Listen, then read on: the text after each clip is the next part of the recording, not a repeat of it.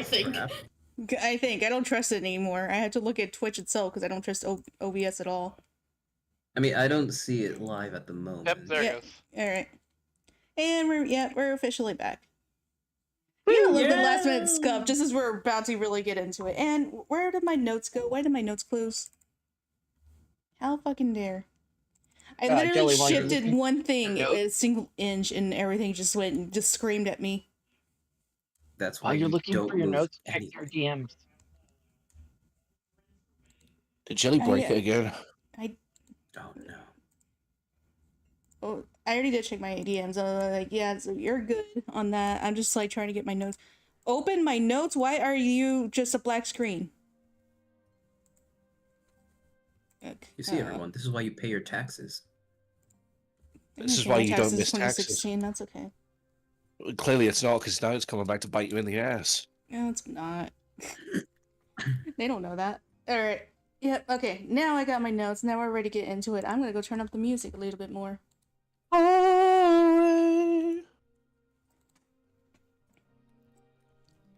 Alright, let's get started. Indeed. Shut up. Indubitably. Last we left off with the party, they were currently residing in the city of Sharbury under the care of Robin's family and friends in the Upper District. Thanks to Fen, one of Robin's childhood friends, speaking to her father, Karam Torvin, the head of the military district, she has managed to allow the party to be witness to the upcoming meeting of the leaders of Sharbury to discuss the Red Sky and the possessions of those who have come to be called the Changed. With Robin wanting to discuss the blind eye the city has turned towards the lower districts, the impoverished and largest sector of the city. Wanting to research the trouble themselves to be prepared for the meeting, Robin gathered Roy, Rickford, Tana, and another of Robin's childhood friends, Valkik, to sneak into the lower district. Roy met with the Thieves Guild first, who agreed to open connections with his own Thieves Guild in Shadevane, the Rooks, in exchange for trying to bring more security to control the current anarchy of scavengers thieving in the lower district. While the Thieves Guild's morals are believing and aiming for those of higher privilege, most notably in the middle and upper districts. Meanwhile, Robin met with the fixer and informant Errol Finch, who conspired that the guards burn down the local soup kitchen that he was hiding out in to make things harder for the lower district residents before the sky had turned red. He also heard through a contact that despite the fact that there was a spell that 3 deity worshippers could cast to revert the Changed back to normal selves, albeit only once a day for each of them, the Academy District leader, Sarah Elavin, who had been possessed, was still not reverted. When asked how they could help, Errol Finch mentioned that the local well water was not saved due to a body falling in during the chaos of the Red Sky. Meanwhile, Tana, while exploring the lower districts, found an orphan tabaxi girl, whose mother had perished in the initial slaughter caused by the Changed. Already homeless and struggling in the lower districts, even before the sky had turned red, the young, starving girl was seriously contemplating eating her own dead mother. Tana decided to help her, giving her some rations before taking the young girl to the upper districts. Then meanwhile, Rickford decided to impose his entry onto a local shop in the middle district, cleaning ownership over a definitely not cursed flute sword that told him it was a great idea to take it. And while he was leaving gold behind, he also found a flyer, advertising, albeit rather vaguely, something called the Slaughterhouse, though little information seemed to be gleaned from it, indicating it may be a suspicious venture that Robin and Valkik have some information on. The next morning, the group relayed the information to Brandel, Phoenix, Isha, and Brolock, hoping to have them be the ones to speak up on the issues at the meeting on behalf of the poor and the outcast. After an argument with Phoenix not wanting to help by speaking up, Sonia decided to opt out of the meeting to sneak into the castle prison where many of the Changed in the upper districts are being kept, in the hopes of being reverted back by the paladins and cleric present. With the young tabaxi girl cleaned up and waiting with Fen outside, the party gathered in the meeting area. And soon, Karam Torvin, the orc head of the military district, and Kiaz, the goblin head of the magic district, were announced. And finally, Seven Elevin, the interim head of the academy district in place of her father, entered. A young and meek-looking drow individual, still attending university herself, she glances around the room behind her hair that hung over her eyes, before she moved to sit at the table with the other heads.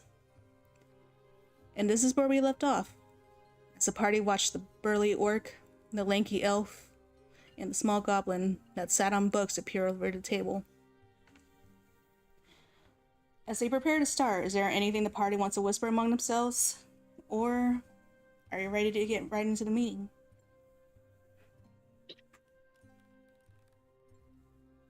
So can't remember. here's what I want to know. Are we all here? Yeah, everyone's present. The only ones that aren't present are Sanyo. Fen is right outside with the Tabaxi girl, who I can't remember if we gave a name to. Charlie. Hmm? You named her Charlie. Charlie, that's it. But yeah, just Fen and Charlie are the ones outside.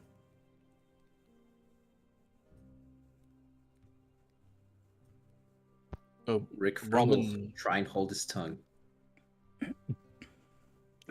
Robin's just gonna lean slightly over to Roy and just nudge his knee gently while pointing over to you said the elf's name was Seven, yeah? Mm-hmm.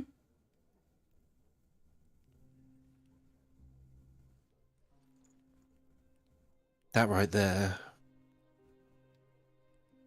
That must be the daughter of the one who's still changed.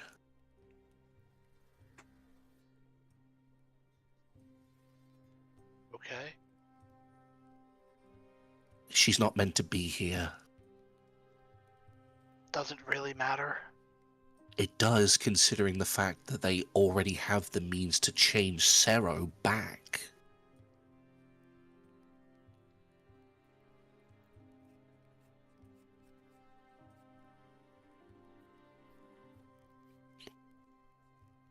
So Want why me to, isn't... want me to do something about it, or There's not really just much keep we an eye on them? There's not much we can do about it. I'm not really suspecting any foul play from her, to be completely honest. It's the rest of them that I'm worried about. Because if they could have already changed Sero back, why haven't they?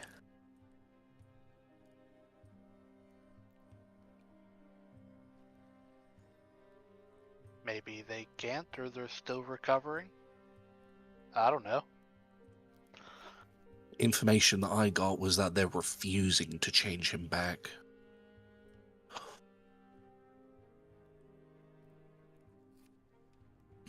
Then With maybe that, someone's unpopular. their attention is torn away as the big orc, despite how burly he looked rather smart in the suit he was wearing. And he gave a deep rumble as he cleared his throat and moved to rest his arms on the table. And one thing that's noticeable about him is that one of his arms seems to be an aesthetic. Metallic, not aesthetic, prosthetic. A metallic one. Rather stiff. But it had 5 fingers. It looked like a regular hand in shape, but it was metallic in appearance. And he crossed it together with his actual fleshy fingers, because I can't word it right, as he looks to the 3, or 2 to 2. What the fuck are you I whispering said you're about? doing great. Shut up.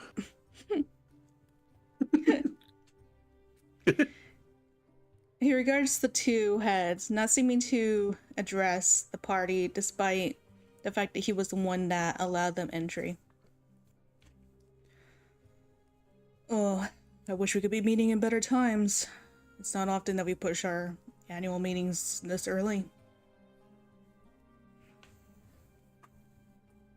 Meanwhile, the goblin, the goblin magic caster just kind of snorts derisively as she looks him over. Let's get right to the important issues. We don't need any small talk here. She kind of looks between them. You start going over through everything we need to discuss. We've waited too long for this meeting.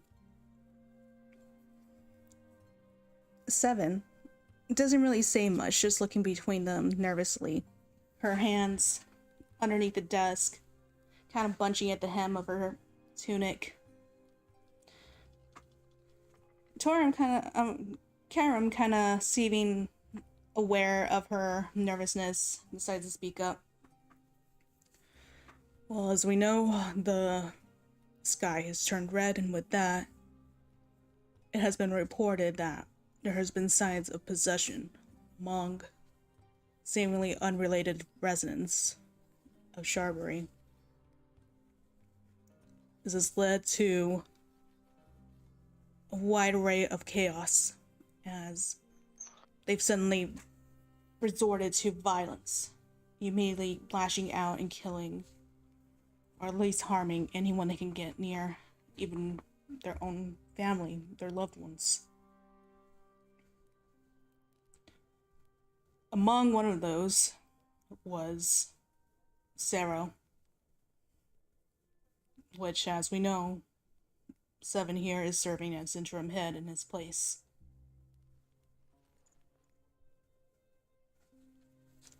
Seven kind of looks towards the rest of the party, kind of sitting across from you all, from where she was sitting. She's not sure why the 3 of you are here, but she looks to the 2 elder heads. I heard that there was a cure that was found. Has there been any report on that?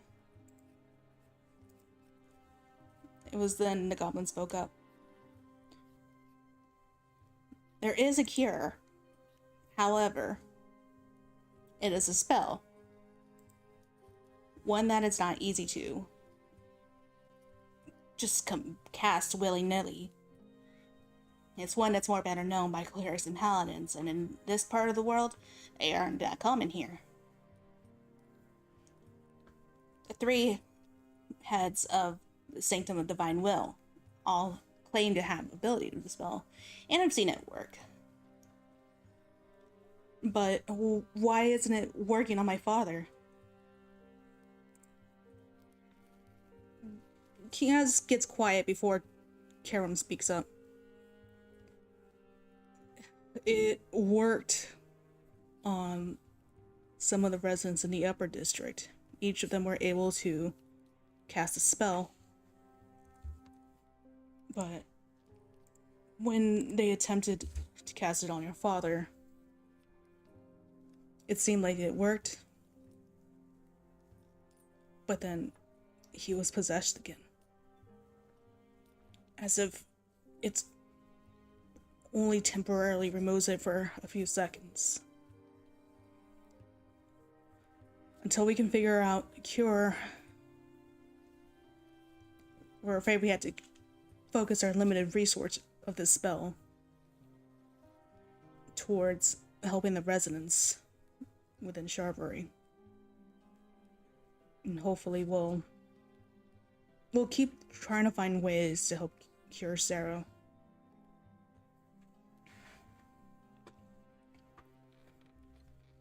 Now then, we need to decide on who will be first in being reverted back. Kiaz speaks up then. Well, obviously, it should be those who are higher in rank. Our guard leaders, our commanders. Could Phoenix speak up? I don't know, can he? Okay. Good damn bitch. I don't know. Alright, it's fine. Don't worry about it. Too late, I've pissed myself. May I have a mop?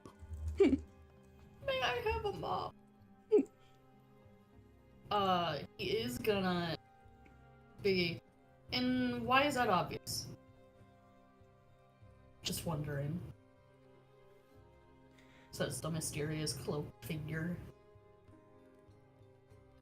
Cass looks over to the group as in just noticing they were here. All she really expected was, I forget the person who takes notes on the meetings. Robin, you knew this last time. Oh, the minute taker. Yeah, there. That one. And with that, she looks annoyed and looks between the two. Who are they and why are they interrupting our meeting? Karen speaks up. They were recommended to me by someone I trust the judgment of. They feel that they have information and the perspective to provide some useful advice on how we should go forward with this situation. Oh, because I'm sure they've faced very similar situations themselves. Well, go on. Why do you think we shouldn't let our higher ranks be changed back? Because I had the words in my head and then I immediately lost them. That's a mood. Imagine that's what Phoenix actually says.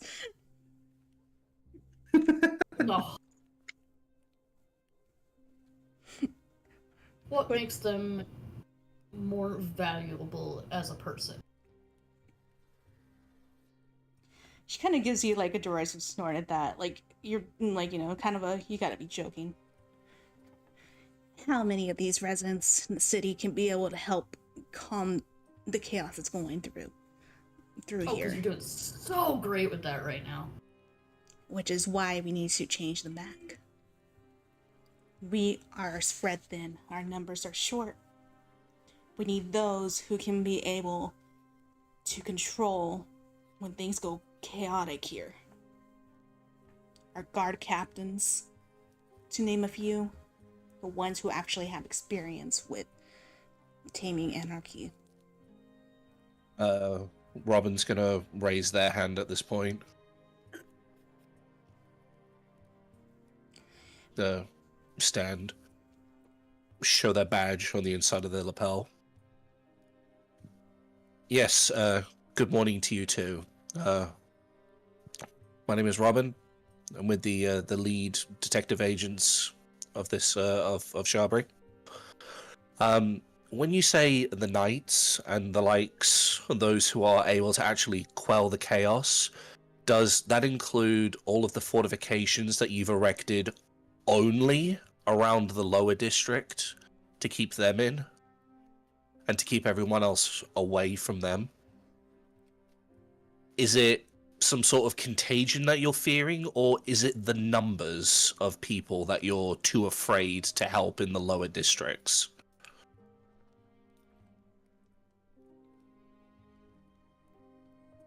Hiram looks uncomfortable, as if this was not a decision of his own. At least one that he readily agreed with. Like, he has spoke up. Obviously, the best thing to do is to keep everyone segregated. As you're right, the numbers are something to be concerned about. Then why haven't the central district been walled off as well as the high? Why is it only the low? Why was there not a quarantine that was placed to keep everyone inside, as opposed to just blocking off certain areas that are now people are almost incapable of getting to provide any kind of assistance to them? Because they are the ones on the outside. If anyone was to try to get in, possibly containing the same possession that the others have shown, They are more likely to be in the lower district. How are they more likely to be in the lower district when we have seen personally that this possession does not show any favor? Not to mention as well that the infections of the higher districts, Sero Elven included. Because, as you mentioned, there are more in numbers in the lower district.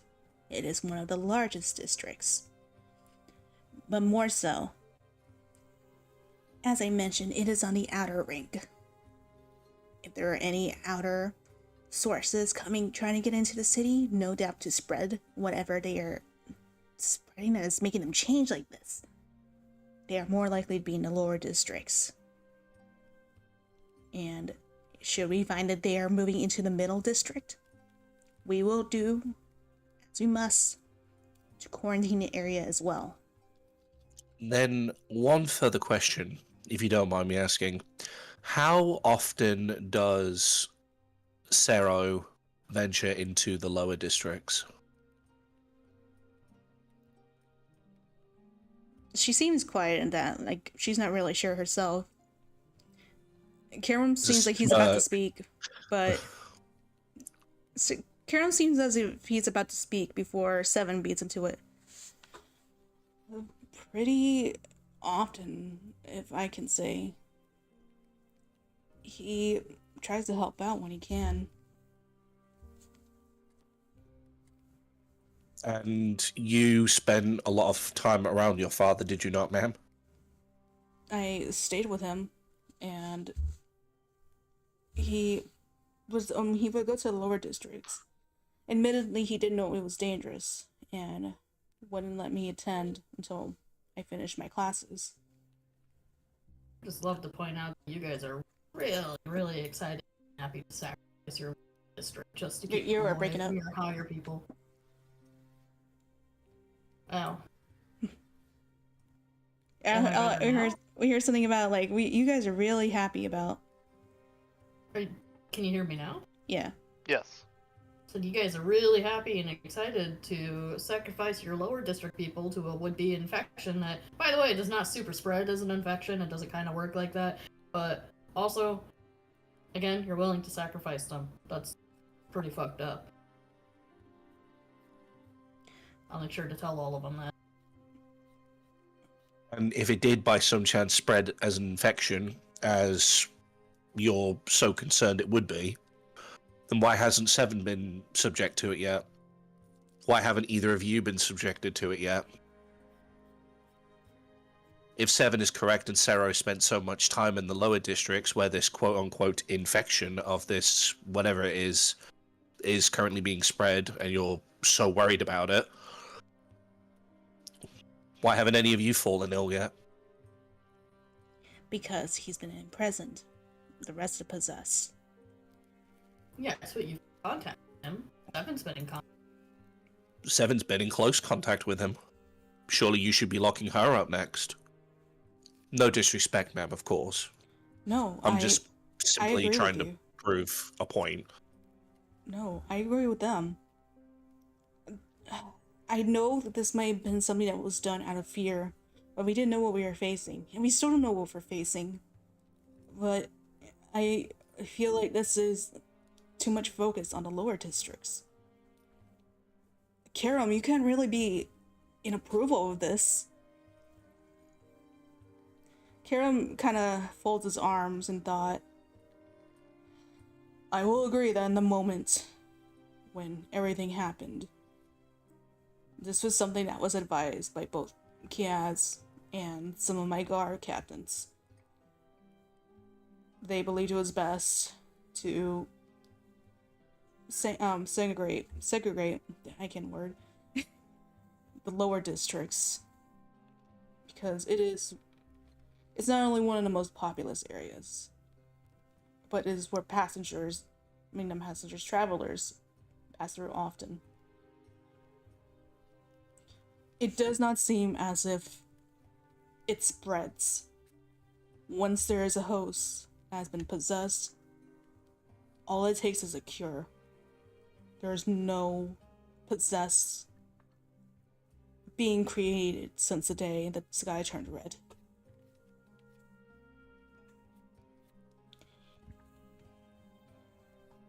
Kia In seems... other words, Go ahead. you should be finding these possessed. And yes, holding them so that you keep everybody safe and cure them. But this is not spreading, and if it does, it more or less randomly chooses. It's not an infection. Kia seems rather irritated about this at this point. Before she stands up on the books that she was sitting on to regard everyone. I know you all think that you're doing the right thing. But keep in mind that if you show weakness, that may be exactly whatever caused this wants. Think about the lives that have already been lost. If anything, we should be putting down those that are possessed. But we found a cure. We should at least be grateful for that. Albeit I'm a slow cure. grateful that you didn't take your villainy a step further. So you'll still leave everyone in the lower district to starve and kill each other, while you sit up here and take care of the privileged first. It's a matter of fact. It's not actually. It's a matter of your personal wishes. No. If you wish to learn a fact, I'll tell you a fact right now. What you are doing right now... You will all speak when you are spoken to. If you wish to stay in this meeting, I will not be disrespected on my authority in this room. Can I look around at the meeting and see, like, is everybody irritated with her, or are they on her side? Ooh. It's clear that Seven is in disagreement of what they've been doing, and Karam was never comfortable with the decision in the first place. As for anyone else, the Minute Taker is just neutral in what's going on, just taking their notes, while the guards around the room do kind of look up as Kiaz speaks up about disrespecting her authority, as if ready to take the command to listen to her. And is she the higher priority in the room, or is it Seven, or...? All three of them are leaders of the Sharberry. They're equals. Okay. Can Isha stand up real quick and interject? Is that okay with everyone? Yeah. Phoenix is gonna stiffen as soon as he sees her stand, but he stands close to her, much more guard-like, suddenly a lot more serious, but lets you do as you want. There was a brief moment of Robin's shoulders, almost like his hackles getting raised as they were about to start ranting, but the moment they see Isha stand, they take a deep breath and step back to allow her to stand. Isha's gonna look around at everyone and directly look at the three leaders and say, "Do you know who I am?" Should I? What a way to start it. Well, Depends on if you value your life or not, I suppose. Since you are talking to royalty, maybe you should rethink of how you're speaking to me and my friends.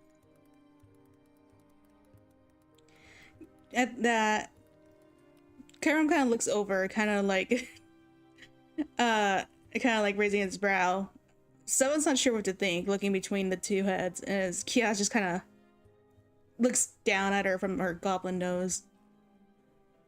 Real quick, has Isha told the rest of us who she is? Nope. Only nope. only Okay, I couldn't Fen remember. and Robin know. So okay. I can't remember the name of the place Isha's from, and I lost my notebook. I put it somewhere Leafshire. safe, don't worry. Lashar? Yeah, Leafshire. Lashar. Okay. Isha's gonna look directly at Goblin Bitch and say, I am the first princess the heir to the throne of Lishar. Do I have your attention now?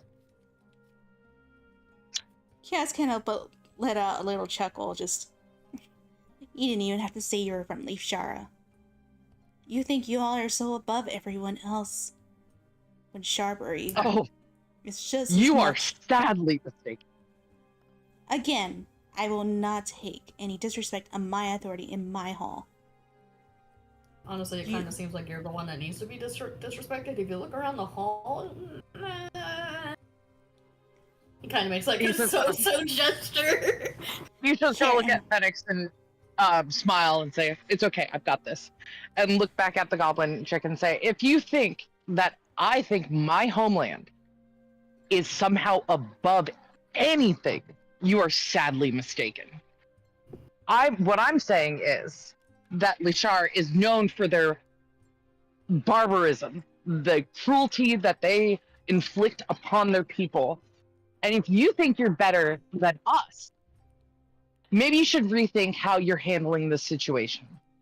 Because you are no better than my parents at this point."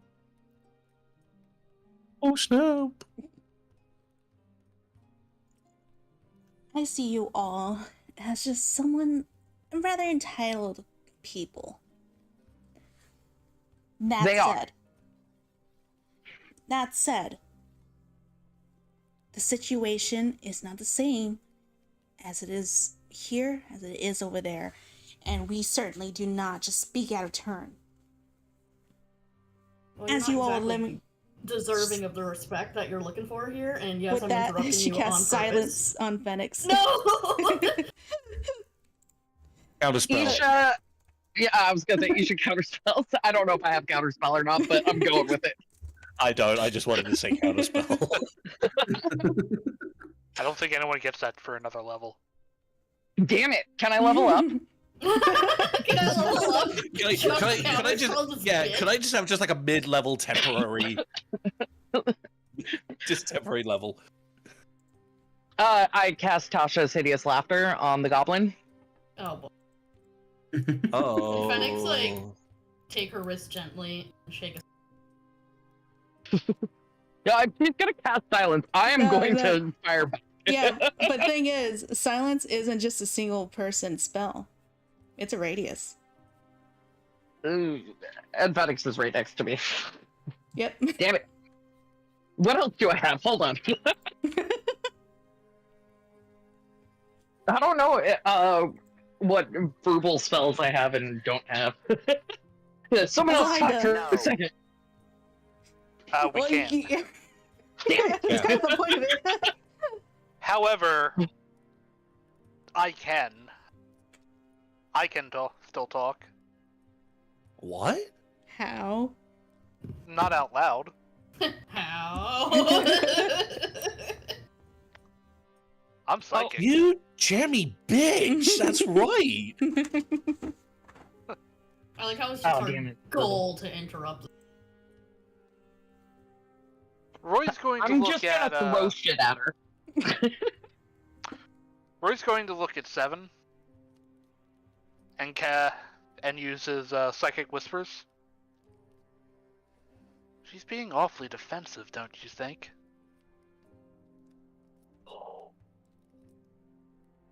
What's she hiding? There's something about the look that Seven has where he doesn't know who's talking because he hasn't heard Roy's voice yet. She just kind of nods in agreement at that. Meanwhile, Kiaz holds up a wrinkling finger because she is an old goblin. Can't wait. Kara, control your peanut gallery, or I will personally make sure they are escorted and we will continue this meeting with our own. Seven kind of By speaks the way, up I'd like then. to add him to my psychic whispers because I can have 2 people. Okay. Same thing, exact. It would be, I would connect 2 people at the same time, so I'd be talking to both of them. Seven just looks between Karam and Kiaz before looking to Kiaz. I want to hear them out, but I do agree there needs to be some control over this meeting. I don't think anyone should just be talking when they want to. I think that they should each have a chance to talk, should they wish to, and say their piece. And we can decide what we need to do based on information to those who clearly have more of a personal perspective on the lower districts and the rest of the districts, maybe. Karam kind of looks surprised at Seven. Like, not really expecting Seven to really do much except just to sit at the meeting, but nods in agreement. I agree with Seven. If they start acting as they have, then I will ensure that they are escorted out.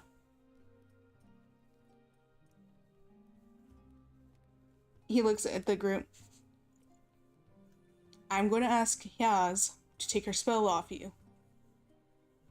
And I will call on each of you one at a time to step up to the table. You'll each have your time to speak. But again, you will be told to respect the authority of the heads of Sharberry. If you cannot respect that, then your voice will not be respected, and you will be escorted out. Can you all agree to that?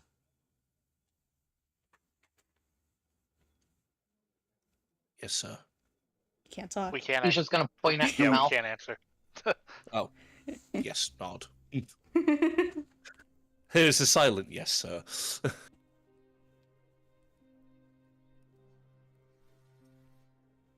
There's just a shrug. Kiaz.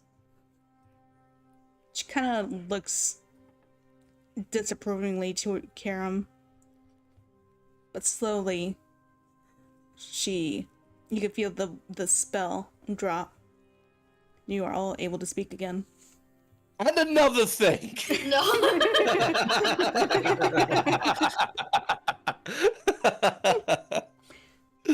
I'm Robin sorry, I gets couldn't help yeeted out of the room. myself. Doesn't even go through a door, just out the window. From the highest point in the city. Sorry. I knew someone was going to do it. I'm sorry, but you disrespected the Emperor.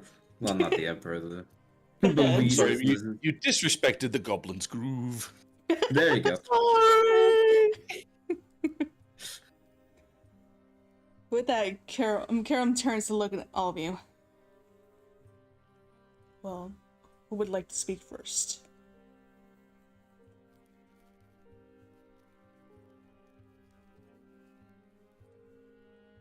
Robin will forego for the time being.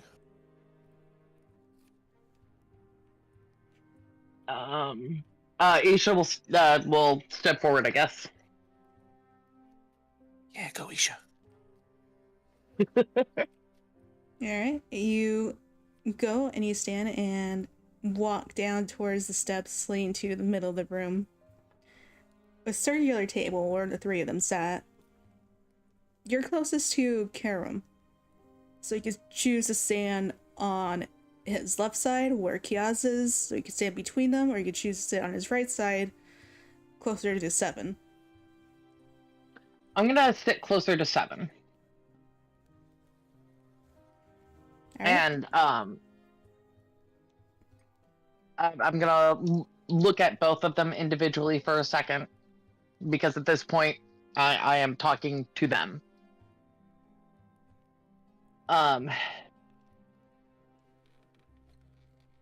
She takes a deep breath and says, I understand that, like many, many places, the hierarchy is the one that the hierarchy is going to focus on. And I understand that your lowest priority is your lowest contributing in your mind. These are things I understand. However, I know that if it was the highest priority, then Seven, why hasn't your father been turned back? Why is that not such an urgent thing if the hierarchy is your biggest concern at the moment? You said that you tried and it didn't work. Then let me try. Karam speaks up then. We do know that the only spell that seems to work is a spell called Dispel Evil and Good.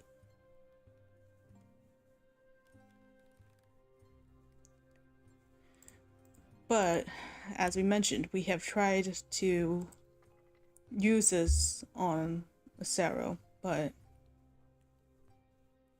it seems that he has control, but it immediately overtakes him. Seven looks at Isha then. Do you have that spell? Or if any of you have that spell, that's just being one more person. We'd be able to help 4 people a day. I was. I'm looking to see if I have it. I know that Isha spent a lot of time in the whatchamacallit. So I don't think I have Dispel. I don't know if it's something my class gets or not. It's a 5th level spell. Oh, well. Yeah. One that, God damn it. according to D&D Beyond, can only be cast by clerics and paladins. Oh, well. Well, I would have been screwed anyways.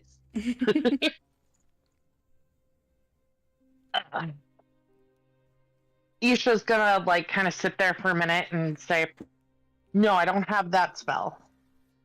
But I spent a lot of time learning from the priestess in my homeland.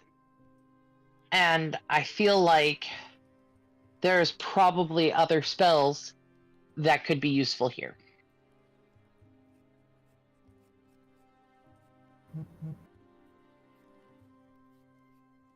Seven seems a little unsure about that. As does Karam. But Karam just slowly gives a hesitant nod. We shall meet with you after the meeting to learn what spells we may have that can help. But in the end, we are still asking, or rather, you are asking us to entrust you with the life of one of our trusted authorities. Which So you prioritize over your citizens. I understand.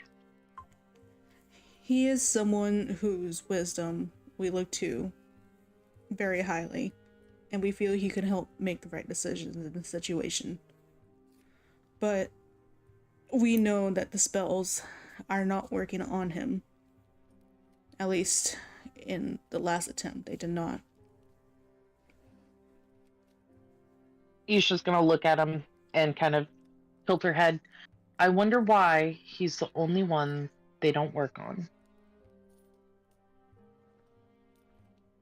And then kind of look over at Goblin Chick for a second and then back at Seven.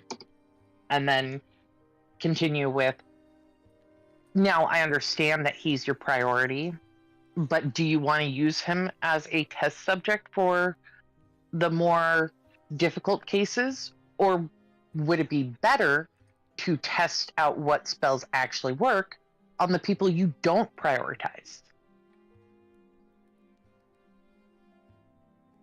Seven looks a little bit hesitant and just swallows nervously, because you're basically asking her, would she rather risk the life of her father or to help the people of her city? Exactly. It's something I need to think on.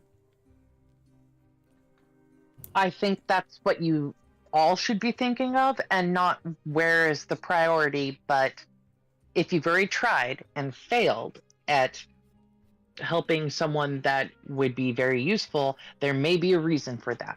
So, my question to you now is he really the priority, or should you be testing other spells on your what you consider a lesser priority? If there's more people in the slums, the lower district, that are afflicted, or just more people in general, one would think that that would be a priority, so you didn't have as many hostile individuals creating an uprising, essentially. Because what you're doing right now isn't working, and a lot of your people are probably unhappy. How long is it going to be before the lower district rebels?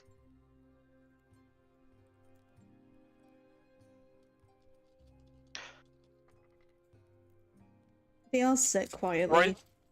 Roy's going to sprinkle in a little bit of psychic info to the other two. The looting's already begun. It won't be long until they start pounding at the barricades. Shut up, phone. This is why I made my phone. I use my phone for Discord. You guys never hear my alarms go off. What is this phone I keep hearing about? Yes, this is Stop all breaking in the fourth wall. character. God damn it. We'll consider what you pointed out, but Politically speaking, the visual that you're giving your subjects right now is they are not important, which is going to cause a lot of strife and unrest among your people. If you seriously want to keep everyone calm, focus on finding out what all spells can be used to cure this by focusing on the lower district first, and then once you have even a small amount of them cured, move on to your upper echelon, just to at least have a good faith gesture, so the people don't think you've abandoned them.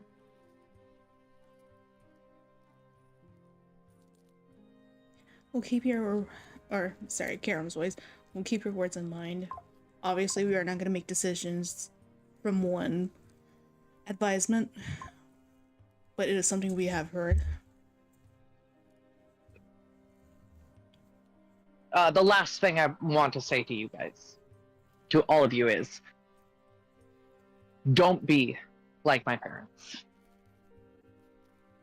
Don't be like my people, and consider all of your people, and not just the ones that are closest to you. Isha's gonna stand up and walk back to her friends.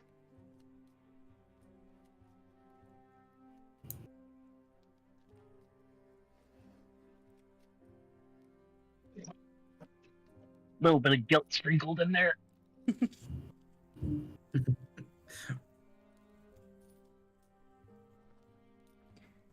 Alright. The three heads look to you. Waiting to see who else would like to come and speak up.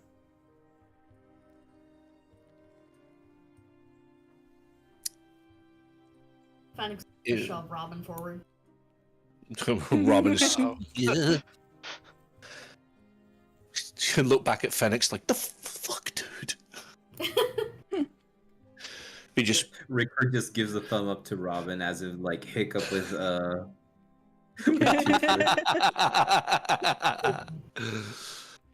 they're just gonna just stand up straight, fix their scarf, and just walk down the steps to kind of as a kind of power play, but to sort of give each of them like direct attention as well, he's going to sit directly opposite them so that they're all in Robin's line of sight and they can have all of their attention. Okay.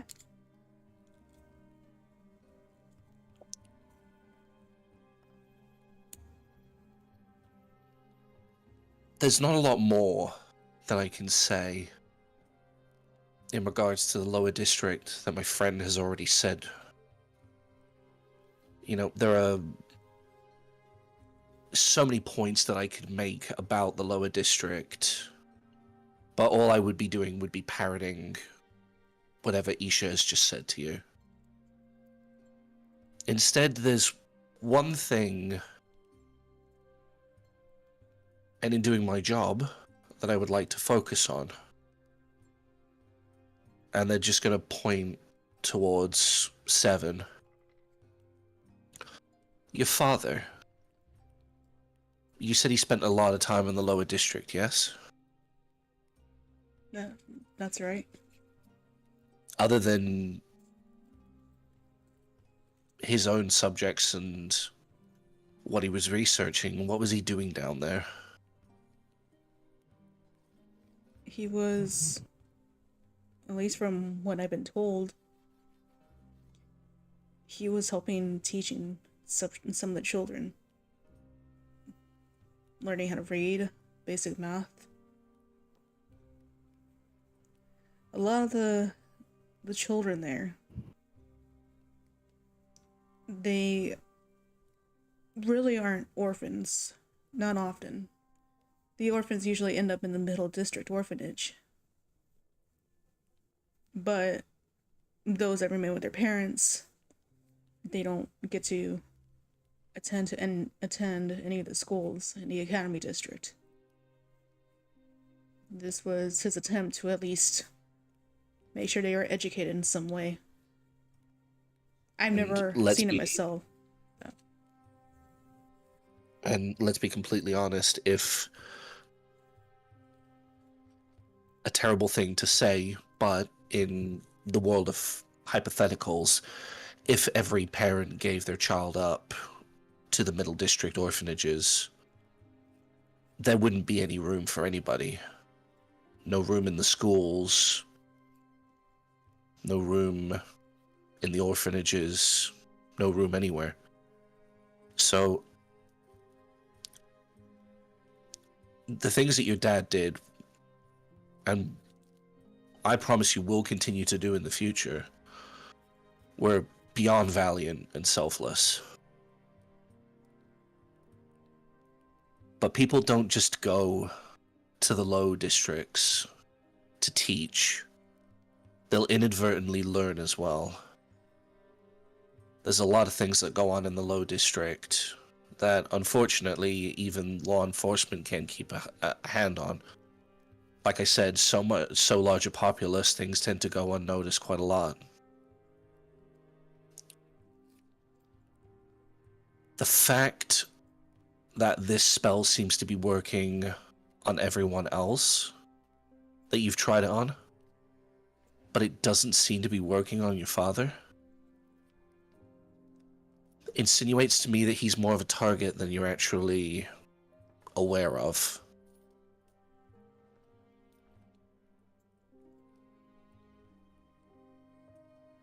There's something that your dad knows.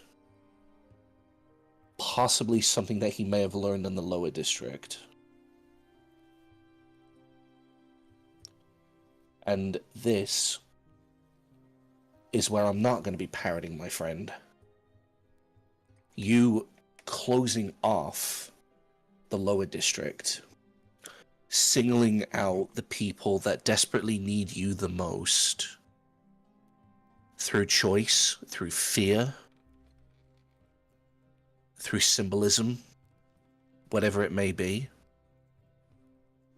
You've inadvertently made this situation 10 times worse, and possibly made it thousands of times harder for us to find a solution to this.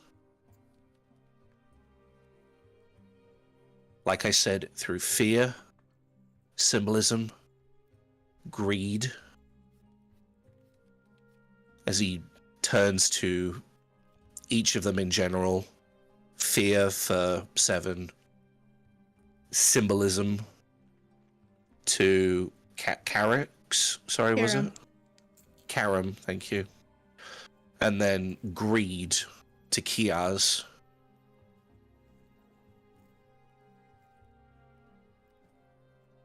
There is a possibility that we could have helped a lot easier. But the situation now is just too grave. People are starving, dying of thirst. Do the wells even work? Are you aware of whether the wells work? Are you aware that what little crops that they may have are wilting and dying faster and faster each day?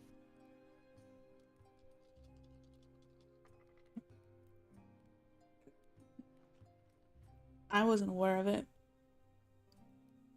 When was the last time you received word from anywhere in the outside? Other than us when we showed up? Are you aware that this is happening in other cities as well? We are aware that it does seem that we are not the only ones that have been stricken with this. And you could be receiving so much more information. But right now, you've trapped yourself in limbo. You've locked the box from the outside. And right now, you don't have the key. And even if you did, opening the box is just going to be like opening a floodgate. You've got to find a way to calm this down. All of you have to find a way to settle this. So that we can help.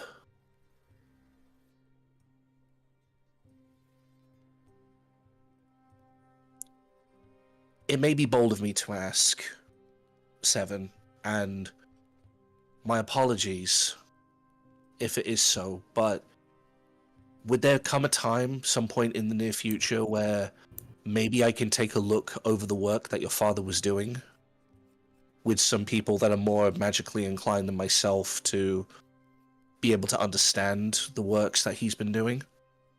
See if I may be able to find some kind of correlation as to what's made him such a specific target that whoever it is that's causing these possessions doesn't want to give him up. Someone kind of seems hesitant about that, looking between the heads. But immediately, for the first time in a while, he speaks up. No.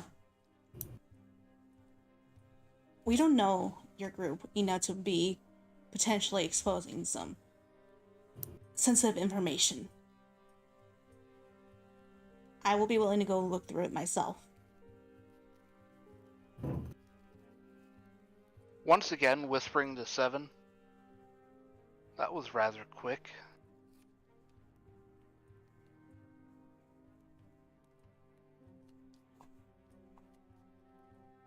Seven just kind of looks hesitant at that, unsure what she could say. I would like to help with that as well. At least I would like to be there with you, Kiaz. I know you have knowledge in magic. My father has some knowledge in magic as well, more than I do. But I'll join you in that. I do agree, though, that it is information that's too sensitive to release to you all. I know that you kind of gestures to Robin. You're from Sharpery, but again, it's not meant to be offensive. It's information that's just too risky to get out there. I don't know what he could be hiding. They shake their head and just offer a deep head bow of respect towards 7. And I respect that entirely. That is all I wanted to say. Oh, other than one other thing that I'd like to parrot, if I may. Looking directly at Kiaz. I was addressing Seven at the time. While I respect your rank, and while I respect your decisions within this room, I must point out that it was you who told us that if we're not spoken to, don't speak up. And they're just going to stand and go back to the group. Obviously, the authority is not the same as what we have compared to the rest of you. Watch your mouth. Before I change my mind about agreeing to their decision to listen to the rest of you, I will continue the meeting on with what we know now. Phoenix's tail is like lashing behind his cloak, and there's He's- small growl that those close to him can. They're gonna just sit. kind of lean over and whisper into Phoenix's ear. You know, it's funny that she's the only one that's worried about people respecting her. It's almost like she's trying to compensate for something. The growl Robin- the tail smacks on the floor. Rickford is trying his best to just keep quiet. You know, like the SpongeBob holding his laugh and everything, but not laugh. He really wants to speak right now, but he was told to be kept quiet. But he's like trying not to burst and say stuff. The only Now- thing Robin's going to do at that point is just sit and just stare directly at her with just a little smirk on their face, because that's all they wanted was just that little rise out of them, that satisfying like gotcha bitch. Now, is there anything else anyone would like to say? Royal will stand up. Oh boy. Oh boy. I like how he gets the oh boy out of everyone. Yeah, because we all know that he will say exactly what Rickford wants to say, but he'll make it hurt. I do have a question, Mhm. just for a second. Is there any tieflings in the room at all? Besides Phoenix, no. Doubt. Rude. That's racist. That's what I'm figuring out. Royal stand where Robin was before. Now I understand you're seemingly terrified of the lower class, but simply locking them in the lower quarter is only going to lead to people starving, dying of sickness, killing each other over what little resources are still there. And eventually, when even that starts running dry, they're going to turn to the upper districts. So I'm going to ask you again, do you really think it's wise to keep them corralled and cut off from everyone else?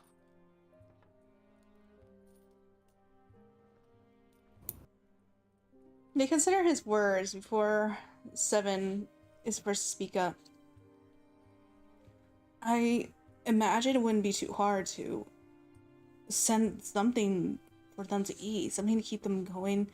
If it's true that the crops aren't growing as well as they are, I'm sure we have enough food. We already have some of the crops that are growing in the upper district. I don't think it's out of the realm of reason to extend our food to the lower districts. We might even have it so that and hear me out. She kind of says that realize she's kind of speaking like a bit too unrealistically.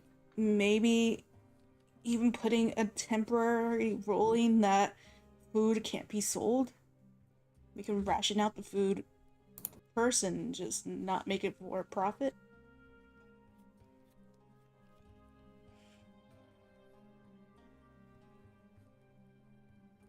Kia's just looks to Seven. If we were in a perfect world, maybe that could work. But from the sounds of it, food isn't the only problem here. It sounds like there is a lot of violence going on. It's only been 3 days since this has happened. Well, you did lock them in there with nothing. You cut them off and left them to fend for themselves. Of course there's violence, people are going insane. I think this is more that they are taking advantage of the situation. That this is just a catalyst. I want you to tell me, what is the real threat there? The real threat there... Well, if you really want me to put it as blunt and plainly, the lower class will always outnumber number you that sit up here in your pretty little keeps and towers. So what you're saying Eventually, is that the problem is with the majority, and that there is not just a few bad apples, is what you're telling me.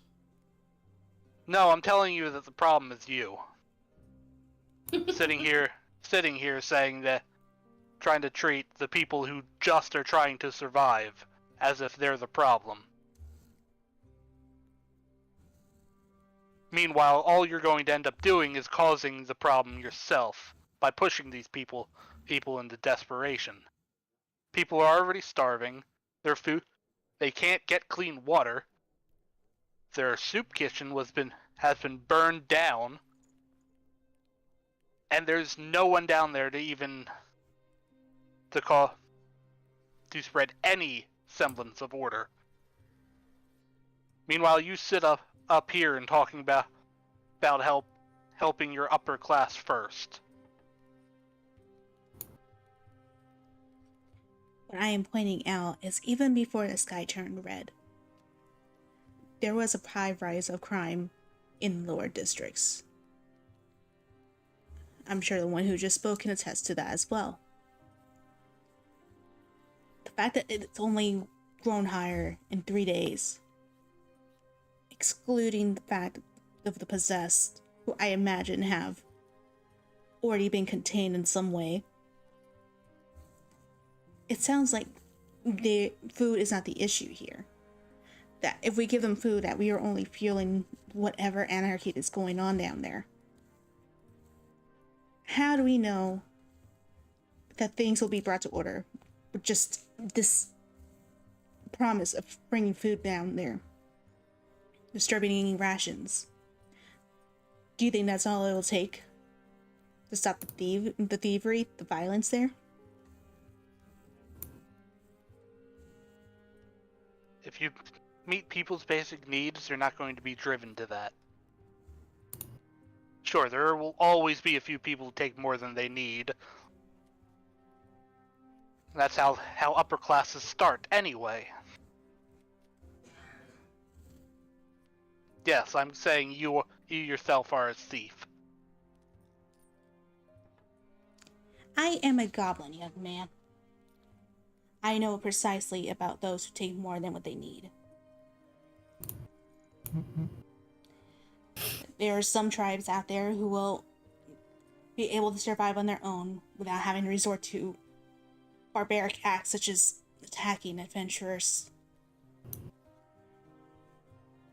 Robin's now having the same problem as Rickfur. My concern Say is something? my concern is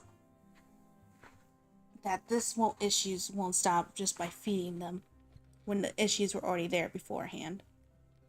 No, you'll simply make it worse.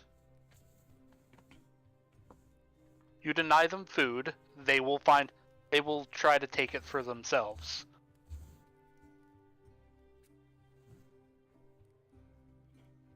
All you will do is cause more violence by doing nothing and just leaving them locked in there.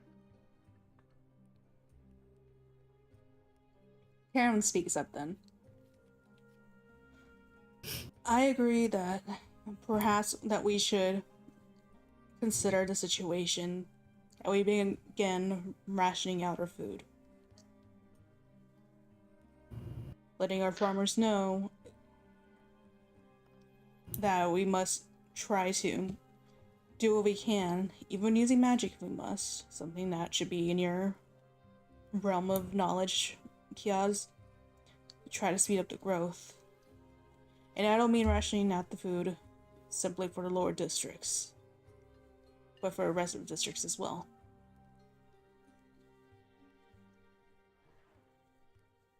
Roy's going to whisper to him.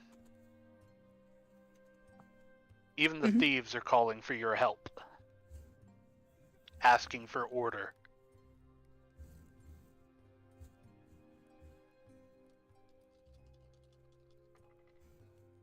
It doesn't seem the rest have anything else to say on that. They're gonna consider his words. Yeah, to be clear, he whispered that. He didn't actually say that out loud. Mm-hmm. We talk. Not even the party knows that he spoke with them.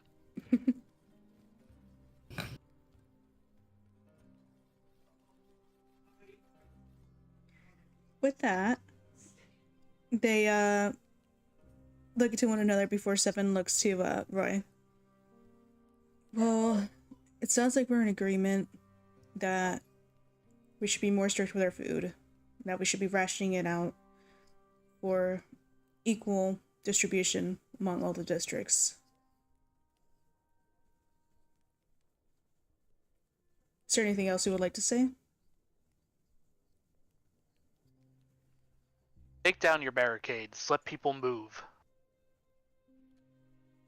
Sure, control the main gates to the city, but don't keep people penned in the way they are.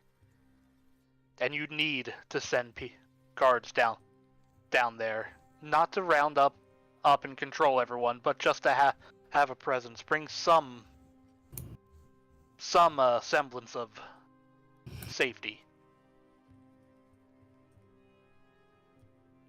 Karam, surely you agree that finding any knights or guards that are willing to go down there and stay spread thin as we are, willing to go down there, especially with things how they are. Well, since you already abandoned them for 3 days, they've had to take care. They haven't had the luxury of just simply locking up those afflicted. They've had to actually deal with it.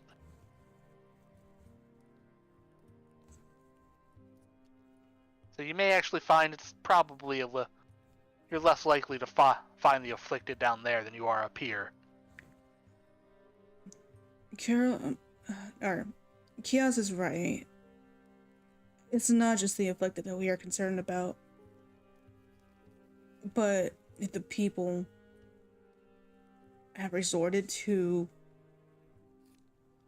very violent ways to try to get by, I imagine they will not look favorably towards the guards and the knights, especially considering because they were the ones that put the barricade up. Well, of course they won't. You left them to starve and die. They're not going to look at you well right off the bat. You're going to have to earn their trust back. But if you do nothing, all you're going to do is lead to a riot. I'm aware of the fact that there may be a riot, but my concern is the safety of my guards. As mentioned before, we are still spread thin because many of them have been possessed as well. And I know that there may be some individuals who will take out their rage on these guards. Whether or not we should take down the barricade is something we will need to discuss. because I am personally not for risking the lives of one of my knights and soldiers, of any of them. Many of them have families that they will leave behind. It is something I need to consider. Correct me if I'm wrong, but is that not what they signed up for when they became knights? It When does they not became mean guards? it does not mean I'm I not will saying send throw their fodder. lives away. I'm saying that yes, they signed up for a dangerous job. Yes, you've already put them in a bad situation. But if you continue to ignore it and make it worse, all you're going to do, you're definitely going to get more of them killed. As All I the said, training in the world won't stop them from being run over by a stampeding mob. it's something I will need to consider. I do not think the barricade should just go down with just complete destruction. I think this needs to be a slow and gradual process as we can ensure the safety of our knights and guards, as well as the residents of the lower district.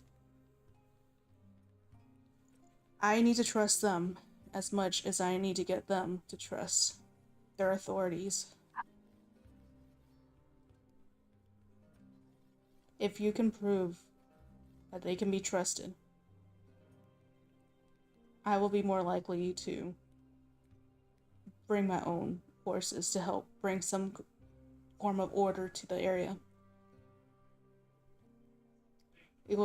I plan to eventually, but if you can get me to believe that it'll be safer sooner, that would be better for everyone.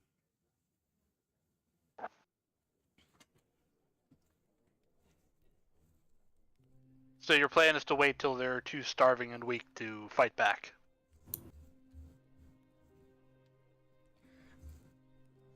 The rations will still be distributed among them. We are not going to let them starve.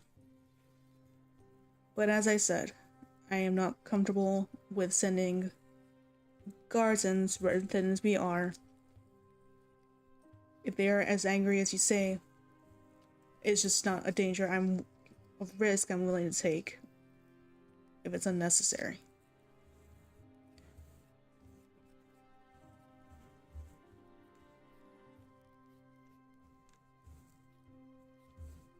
If you can prove that I can trust them, not to lash out on my men for trying to help,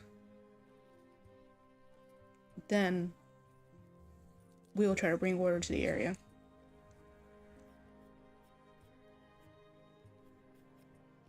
If necessary, I will go there myself. But I'm aware of the dangers that will come to me as well.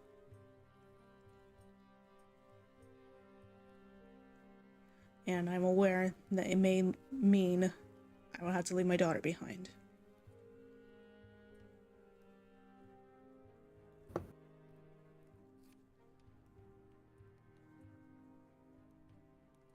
I cede my time.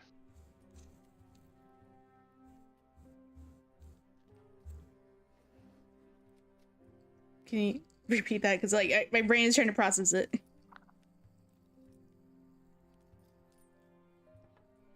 you repeat that? Yeah, I'm trying to think if I can just word that better. I heard something my time, but I didn't hear the first part. I cede my time. I'm done. With that, Kiram nods with a grim expression on his face and lets you sit. Is there anyone else? Is Rickford gonna go? Because if he could go before me, that'd be great, because I am writing my speech.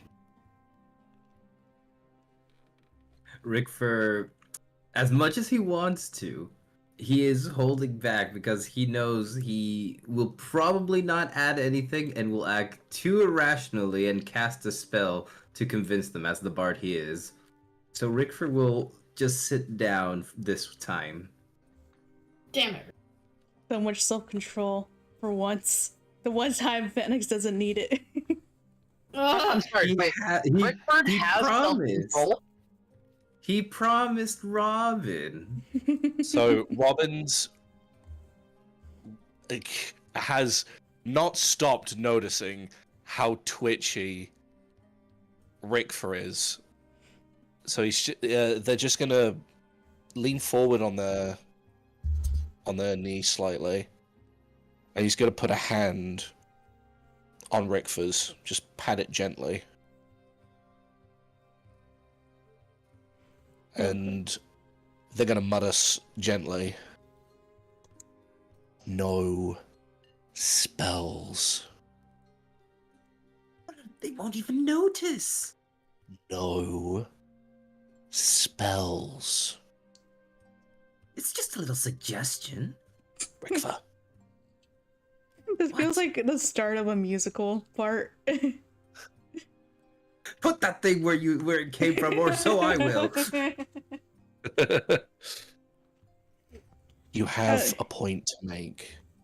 I can see that. But if you're aggressive in any way, everything that we have just worked for, the food, the consideration, it all goes out the window. And that's why I'm sitting down. But you have so much more to say. It's not just your spells that are magical, it's your words as well. But what else can I say that hasn't been said already? Sometimes a point just Besides needs insults. driving home.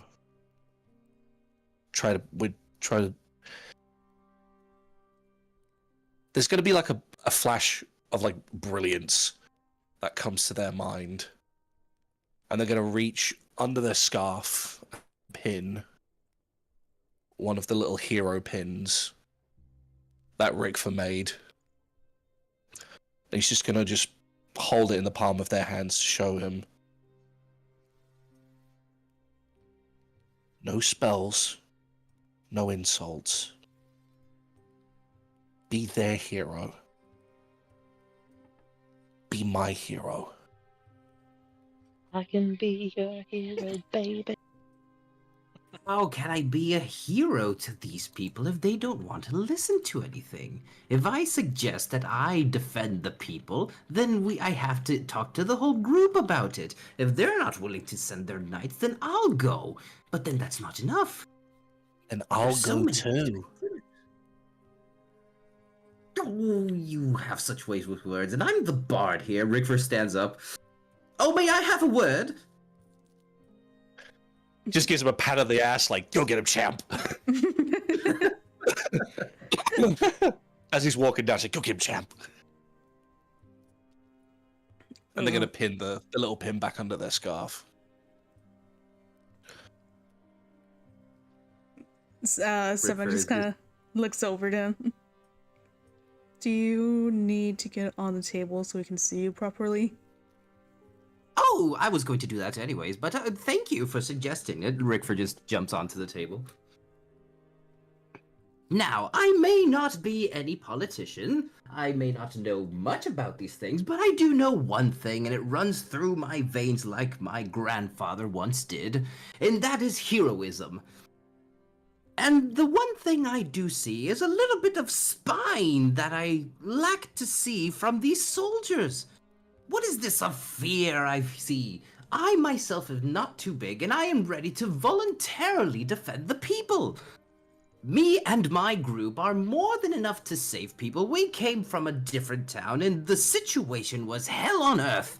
And we managed quite well, if I do say so myself, and the knights of that area were very less than here. And I hear that you guys are in fear of fighting a few villagers.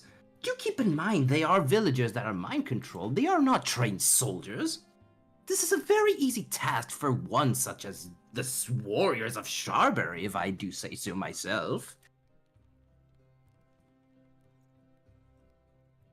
Surely you are aware, though, that numbers are a factor. Ah, numbers schmumbers. We're 5 against 30.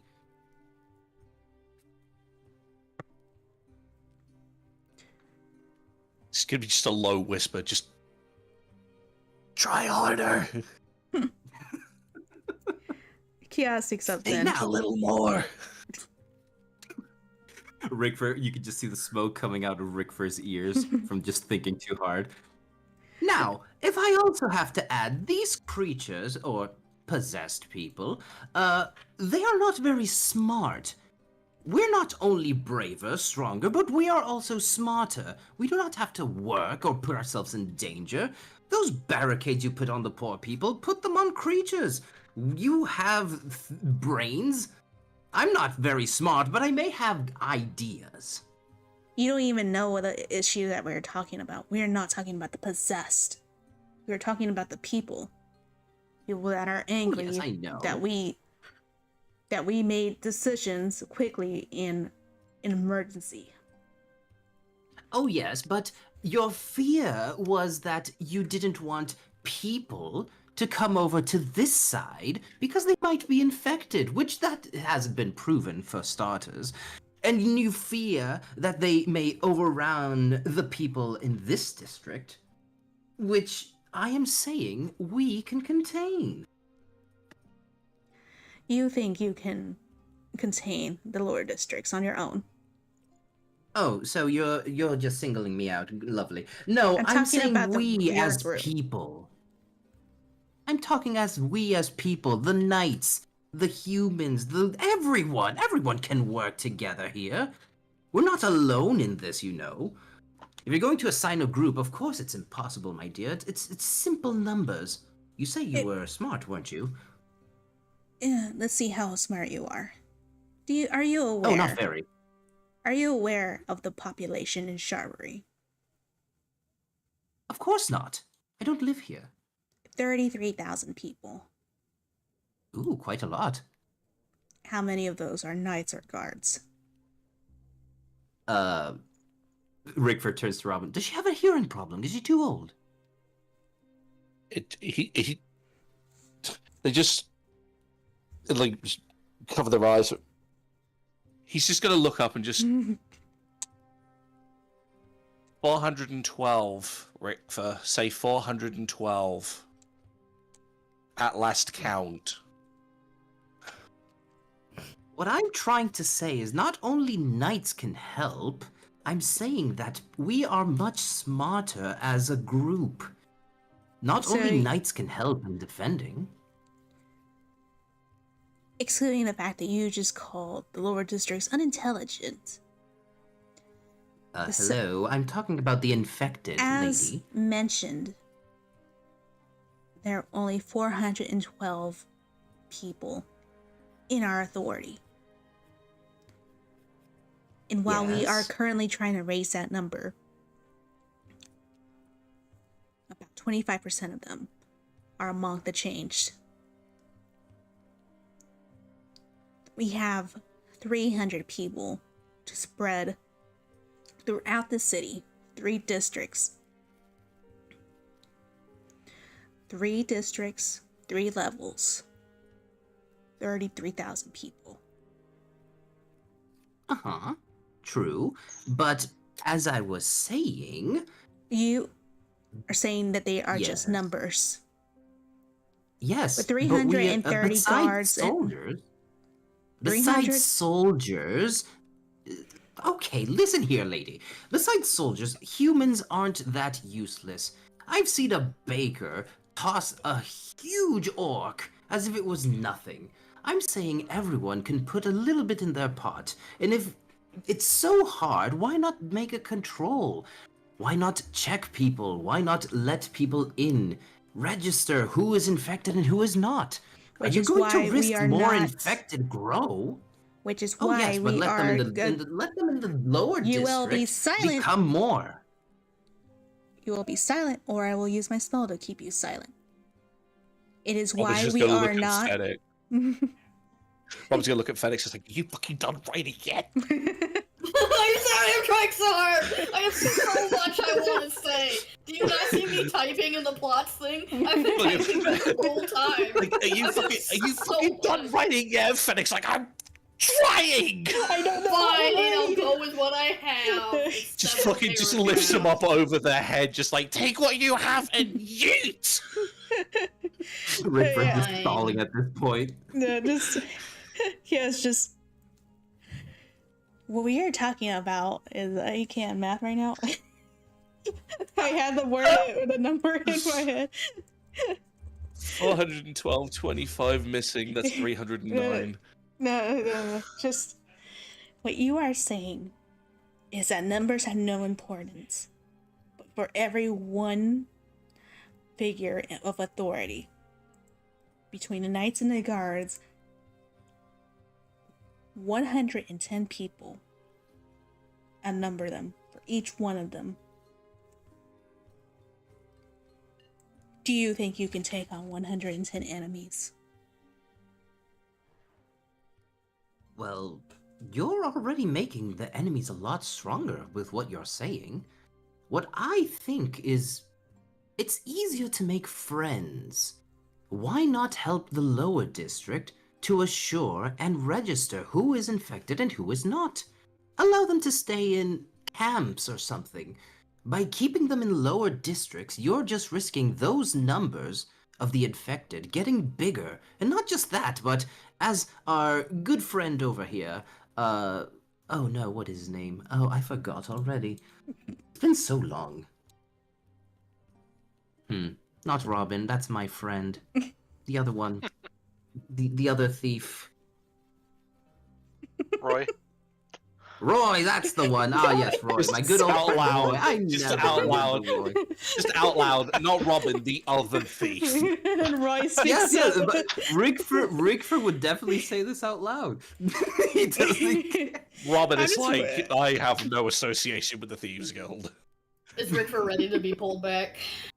Oh no, he's gonna finish up. Don't worry. Okay, alright. Okay, it's just like What I Robin's say- Rick, it's fine, just come back. Tag out. For the love of God! You're talking about concentration camps, Rickford. No, I'm talking about. By the Oh, God, Fennec, are you shut ready up. to come in? Phoenix is just gonna sigh but step forward. I swear to God. I'm so sorry for the long ass speech. Okay, so we're gonna go on break. No! So he's gonna step forward and he's gonna start undoing the little like thing that holds his cloak together. Robin's gonna You've hold his hand said- up for a high five for Rickfer. You've said I told you more I'm than not smart. I'm once- doing my best. Shut Shut the up. fuck up. You have said more than once that those who seem lower than you deserve to starve. And he's staring directly at Goblin Bitch. And his cloak is gonna fall. And gonna stretch his wings out. Because of a problem you directly. It's not just what's going on right now, but you've admitted that things were already going south. Seems to me like something is being covered up here. Consider this, only those lesser are being caged in. No food, no help, no order. Not even some sort of decree helped them understand how things are going and what to expect and what to do. They were given nothing but instinct. And their instincts, just like any other living thing, is to do what it takes to survive when pushed to the... It's been proven that this possession isn't an infection, not touch or fluid based. There's no reason for the barricade to have been up as long. They resorted to cannibalism when needed, because you drove them to it. There was no reason to do what you did to the extent of which you... They're scared, frightened, they're begging and pleading, and the people they trusted with their safety has failed. The solutions are so simple, but you fail to see them. Food is one thing. Good gods, just show them you care. Send the guards in with the food, have them feed the people, establish that trust from the ground up. The trust that you have destroyed. You've allowed her, and he's gesturing at the goblins while now looking at Seven and the other guy. Too much power, and the fact that you can't see it is absolutely insane. Have you not heard her at all? Starve them, shut them out, let them die, don't even bother. This is who you entrust a third of your power to? If this is what she says in front of you, then what is she keeping from you? And I think you need to think more about who is in charge of what here. It's not just the guards that can help. Send some willing citizens, those with magic or other such help, to send a show of fucking humanity. Because if this devil walked in, imagine what they will do when they can't take any more, and no one could blame.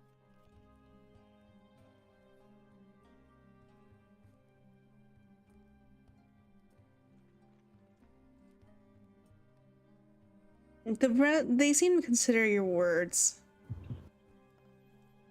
but Kiaz finally speaks up. You are right. Maybe our guards are slacking if they manage to get you in here. Oh, I fucking knew it. I fucking told all of y'all. I knew it. I knew this would happen. And we're gonna go on break. That's it. I'm bringing me mallet. Oh, no. We're killing her. Oh, no. What, Brandel? Sad. Is there anything you want to say before we go on break? No, I didn't want to say anything. Fucking hate goblin. I do just want to say that at his words, Fenix doesn't even seem surprised. But we are gonna go on break because I gotta use the bathroom. So we'll be back in about 10 minutes. Not if I get to it first. Fucking How break. dare! That's it, we're going to Wait break. for cast heroism on Brandel.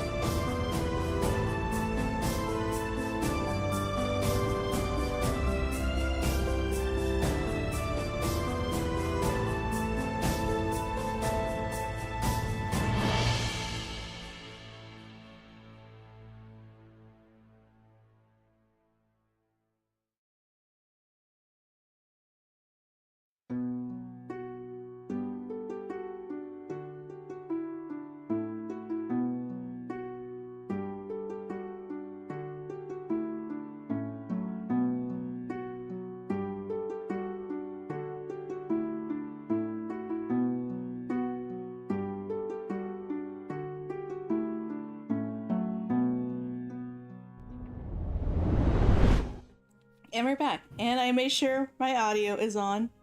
Fuck off, Cam. Is it? I'm gonna double check it. My audio. It is okay. Oh, ew, I hated that sound. I'm so sorry I had to put you guys through that. No, I like it. Ew. So Brandel charges the You guard. would.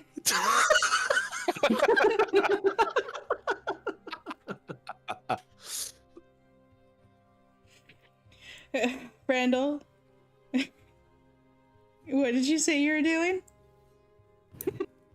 I'm charging the goblin. The Are you- goblin- Oh my god, dude went to play and see. Wait, we'll go and immediately. play and see immediately. Hell yeah. That's such a good plan. Okay, so they're at a table. Is that correct? It's a round table. It's round. I don't. What's it made out of? Break the table. Mahogany. Okay, so Oh, Brandel is gonna slam his great sword into that table and try to just destroy it in like a million pieces. Please Give tell me me a he's s- joking.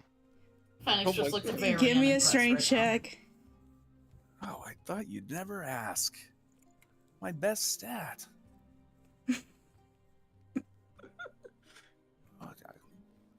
Wow, nat 20. That is mahogany. Not 20. We God damn had It was a mahogany. plan A, a plan B. it. Why did you skip the fucking You went to plan alphabet? T for table. You skipped S for sword.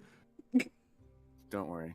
It's Plan just a F, table, obviously. guys. You skipped I, so I don't give a shit. I It's just cast a table. sword. Hey, let's live a little. All right. You said nat 20 for what? I destroyed that table. I had to have.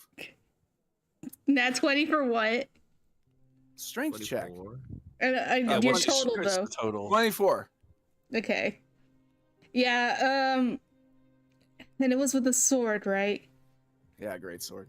Okay. It could be worse. It could have been a hammer or something. Yeah, that table, the round table, is just cleaved in half with, you barely, like, you didn't do it completely in the center. Luckily, because that would have been bad for Seven, considering Seven's standing from the opposite side of where you're currently standing. No, you kind of did this methodically.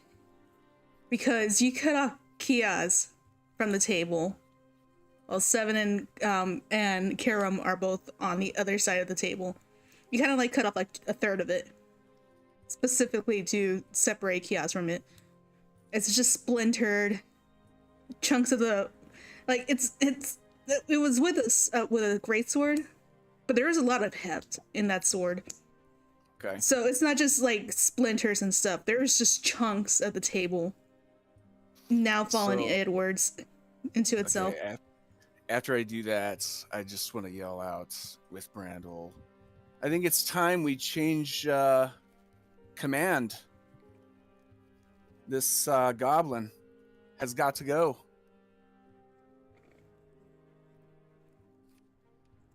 Robin goblin- is gripping their hair in panic. I'm pretty sure there were at least 3 other plans before you did that, Brandel. The goblin just Oh, what the stands up. fuck? The stream has no music. Why did it have no music? It's with Discord. What is it? Oh, wait.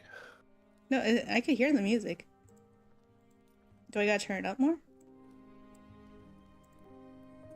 Here, maybe yeah, I think I just need to turn it up more. I don't know, maybe you're the problem, Reaper. Wait, Hey, you ever think about that, Reaper? Yeah, like Reaper would. Haven't you ever thought you're the issue? I turned it up more, but I hope it's not too loud. Anyway. It's just fine. It's fine where it is. Reaper's just. It's Reaper's fault. With that, Kia stands up on the books. The goblin having like no qualms about, like staring up, at this oh, I forgot how to pronounce it. My brain is saying like, oh, he's a goalie. I'm like, Genasi. no, Genasi, yeah. Yeah. But yeah, despite the fact that she's like barely even chest level with books on a chair, she's just like going old lady pointer finger at you. I have never had such disrespect in my own meeting hall. You will learn your Probably place. because you ward off and kill the people who show you any. Excuse You know where I'm me? from? You know where I'm from, Goblin? The lower levels. Well, you're certainly showing exactly what we're dealing with down there. Guards. After we asked for You're help. gonna need a lot more than a silence spell. Rickford turns to Robin. Can I cast something now? Can I cast something now? Fucking Robin is like gripping his shirt, like spell. Fucking, we need a spell now. Lovely. Rickford stands up. He's gonna cast Zone of Truth while sneakily getting close to the goblin. Can you just cast Zone of Truth without them knowing? I think so. I believe so, actually. Zone Yeah. of Truth. It's verbal.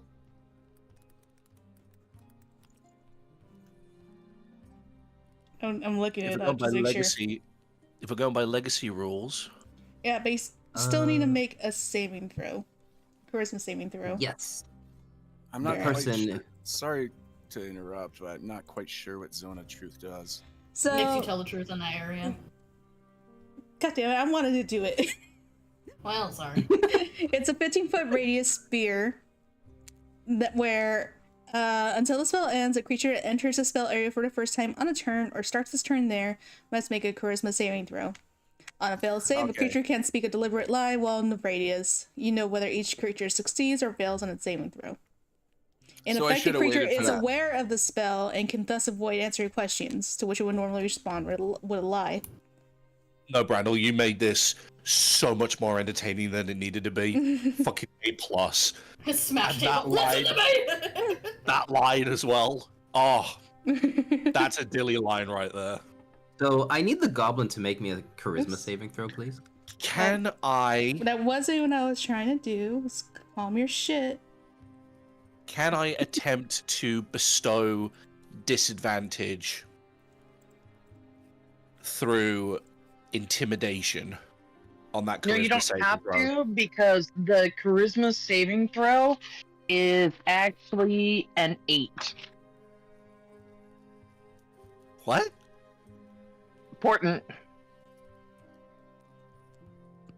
Yeah, so she fails. Lovely. Ask away. Robin's just gonna like immediately smack Roy in the arm, like, ask the question. You're the most Seven, loquacious of the meanwhile. lot. Ask the question. 7, meanwhile, is aware of the spell, who also failed it. I need everyone to stop. Not until we hear why this one has it out for the lower district.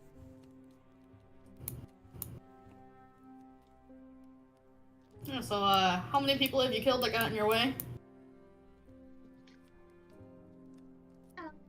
I haven't killed And what happened anyone. to Seven's dad? I don't know. Oh, so you're not the reason why the spell didn't work, or did you even have them cast a spell? He's my friend. Why would I want him to be possessed like this? If I could help him, I would. What's the point of being one of the most powerful casters if I can't even help him? Why are you such a dick? Why are you such a bitch? Sorry. No. My parent. What's your excuse? I'm a goblin Robin. and I'm old. Uh, Can we? Robin would like, if I may, Robin would like to speak up and sort of point down at Brandel. This is what we're talking about.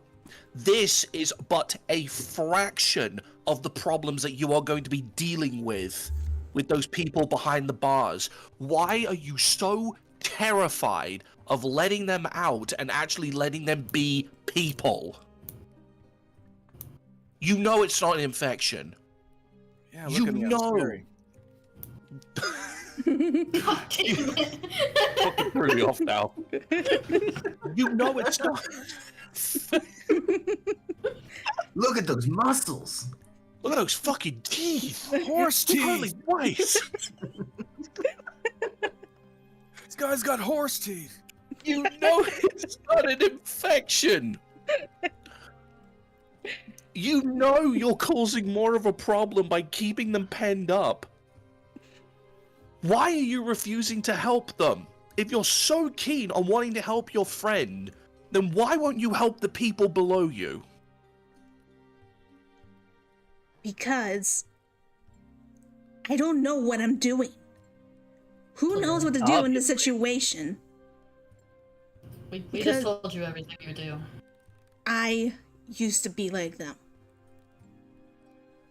I know the dangers there.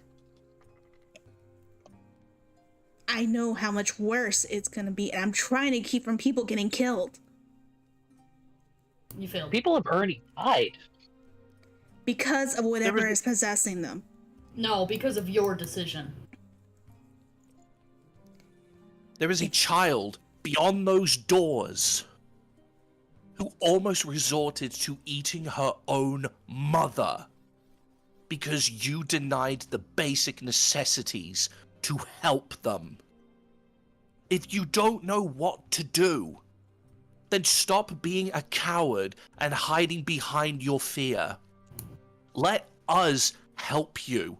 That is the reason we are here. And he's gonna reach into his lapel, literally rip the badge off of his clothing, and throw it down the stairs to land on what bit of the broken table is left. That is the reason that I took up that badge. What's your reason for taking up the office? The reason I took up the office was to provide a chance for everyone. But you know what? Things aren't as easy as you all think. You're young, you're stupid, and you live in a fairy tale. And yet we've heard more sense. Taram From the knows person- what I'm talking about, which is why he doesn't approve, but he knew, and we needed to do what needed to be done immediately with what little information we had when this all started. If you think you all can do so much better, prove it. All right. Instead of making us risk the lives of our knights and guards, you go into the lower districts and prove that they will not be risking the lives of those who are just trying to help and trying to go home back to their families at the end of the day. Okay, well, one thing, you never helped them. Second thing, they're gonna be super glad to know that you outsourced help instead of, helping. So, If you think you do it so much faster, prove it, or get out of the city. Go where you think you can actually make a difference, or quit wasting our time.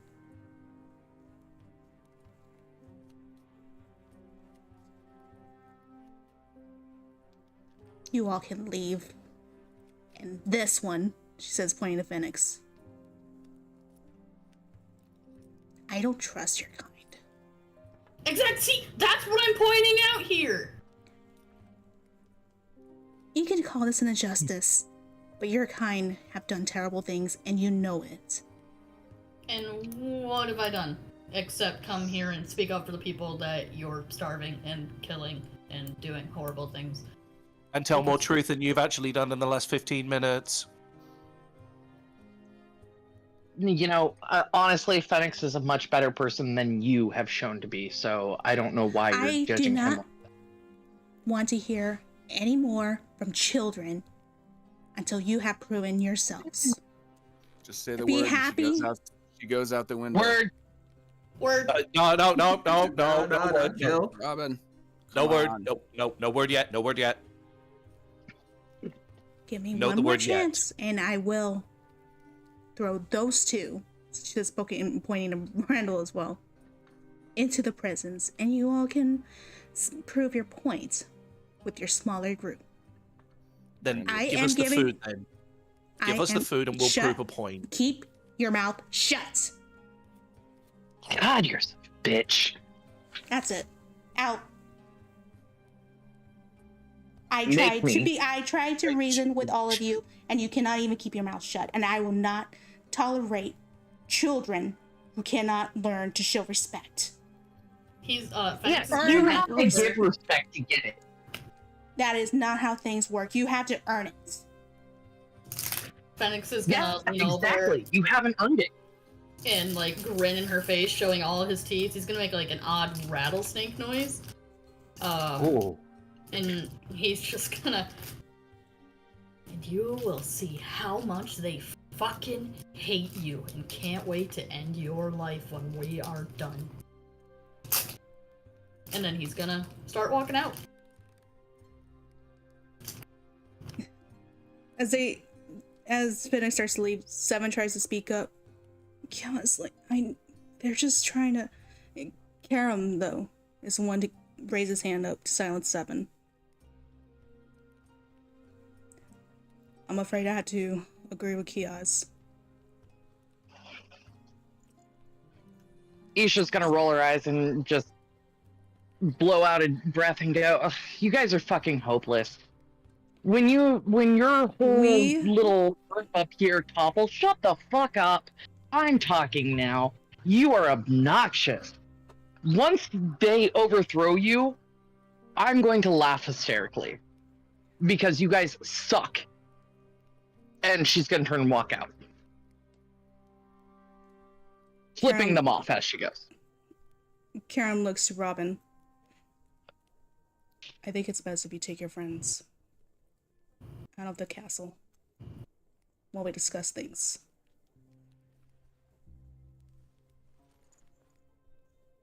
I will not tolerate the threat of any of my partners here. Robin's just gonna take a deep breath, walk down the stairs, and pick up the badge that they threw. They're gonna walk over to Karam while looking at it.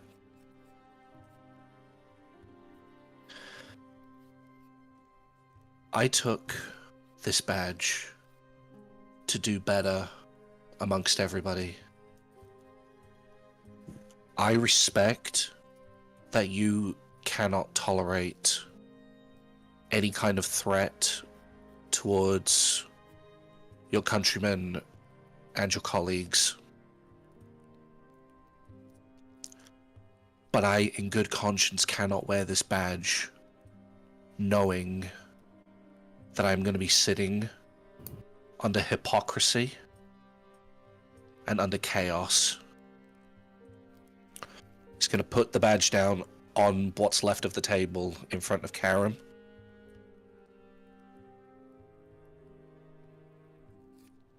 We'll be waiting by the gates, expecting the food soon to hand out to the lower district. I will be back for that badge when you, sir, think that I'm worthy of coming back for it. And you have my deepest respects and thanks for giving us even a shred of a chance to have some kind of a voice heard. I'm going to give a deep bow of respect. And then they're just going to gesture to everyone else to follow him and walk out of the room.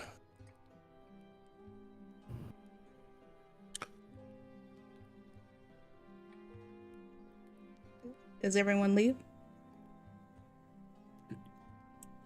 Yeah, Rickford will leave. After giving a nice Yes. bow after a successful spell. Yes, but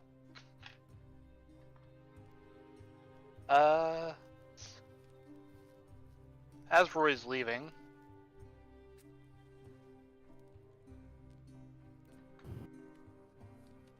he's gonna try to split off from the group and just kind of vanish down the side corridor. Okay. Rolled a 19 on stealth. Alright. Just to kind of help you out a little bit. As the group is passing by, Fen is still waiting with Charlie. And as she sees them leaving, she goes to try to walk up to Robin. But immediately, her father's deep voice catches her attention. "Ben, I need to speak to you about something." And she looks to Robin, kind of worried because of how upset everyone looks, but goes to with Charlie to go talk to her father.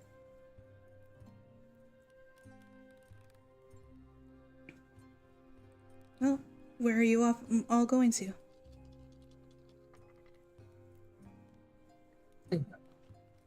Robin's going to be a little hesitant about letting Charlie go with Fen, but at this moment, probably the safest she's going to be.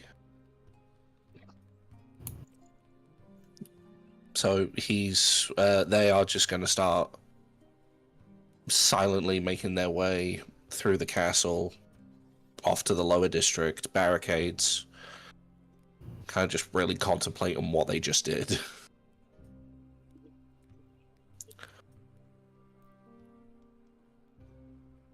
Phoenix is not stopping. He's heading out of the castle. He's got his cloak in his hand, but he's not put it back on.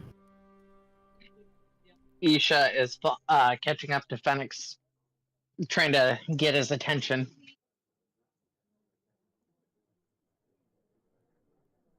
His tail is lashing like no other. Hands are shaking. He's still making that rattlesnake noise as he keeps going. Phoenix! That was a very productive meeting. God damn it!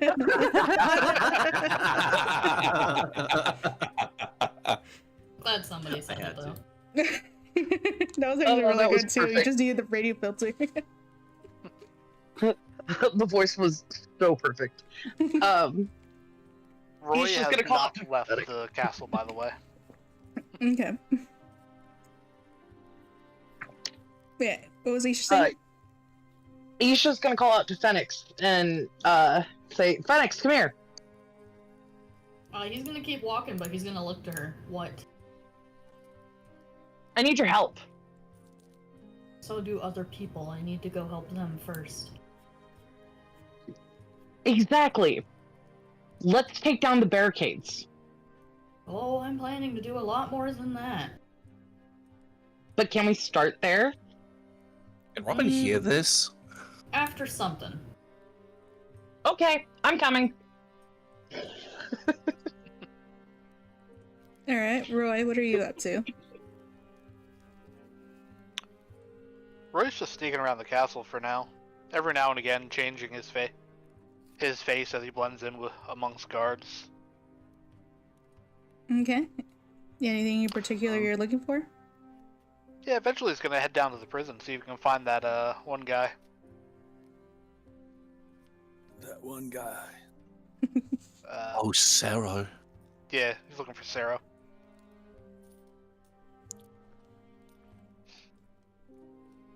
Can I say what Brandol's gonna do? Yeah, go ahead. Brandol's gonna head to the slaughterhouse. Ooh. Ooh, alright. Ooh. What? That's the fighting pits, right? Yep. Alright. So, let's see, I'm gonna flip a coin. I don't have a coin, so I'm gonna flip my phone. It's gonna get loud. Just I'm you gonna roll mute it nice. Do Okay, Brandel first. fine. He didn't get as much time last time. it. Alright. Oh yeah. I do have something planned at the gates, so, or near the barricades, or the entryway to the lower district. So I imagine that's where most of you are pretty much headed off to, right? That's where Robin is. That's where Robin's going. They have every intention of. All they're doing is literally just waiting. They're gonna go down to the lower barricades, wait by the gates for the food that was promised, and that's all they're gonna do. Phoenix is flying in with Isha. He's gonna fly over the barricades into the lower district to get to the biggest group of people he can find. Isha is trying not to squeal with glee the whole time. And Randall, did you just like go through the barricade, or are you going through the barricade? You asked me? Yeah. Oh, okay. Are you going through the barricade, or are you just gonna keep walking until you get there? I forget what the barricade's like. Sorry. So it's like, it's at the each entryway from the lower district up into the middle district. And Okay. there's some couple of guards there. Robin's planning to wait outside there. I'll attempt to go through the barricade. Okay. The guard regards you. There's just two guards there, right there by the entrance. Halt. What's your business here? Are you attempting to leave the city? No, I would like to go to the slaughterhouse. The slaughterhouse? Yeah, maybe you've seen my poster around the I town. should probably tell you. You know First that rule of Fight Club: don't talk about Fight Club. yeah, it's not something that's regarded very publicly. It's something that they try to keep hush hush. So the Oh. guard looks at you, just like, you're a flyer.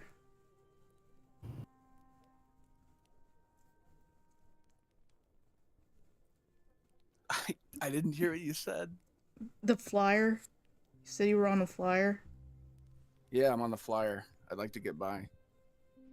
What's flyer?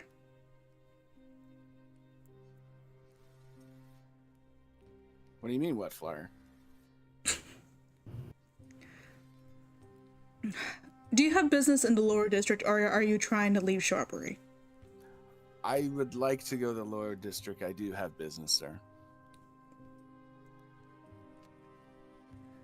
You are aware that you cannot return into the middle district without authorization.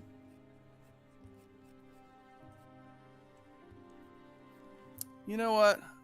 I think I'll be fine. You should let me go. Very well.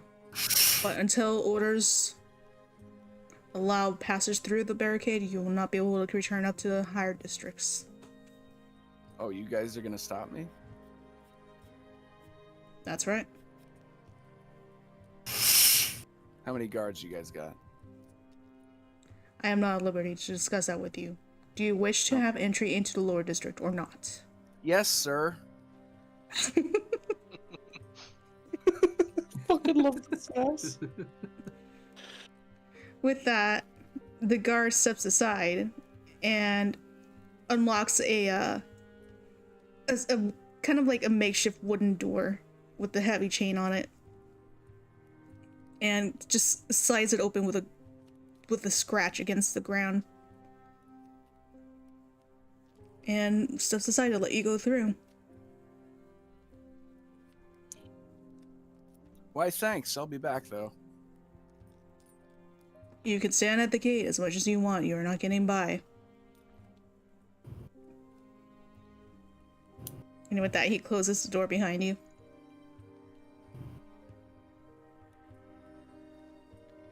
Now, despite the fact that you are from the lower districts, you don't know it too well. You saw it briefly when you first arrived in Sharbury years ago, and then as you were leaving it. But you know vaguely where you're at and the passageway to the slaughterhouse. Namely, you know it better from underground. Okay. Randall would like to look around for anyone that is smoking. Okay. Give me a perception check. Perception roll.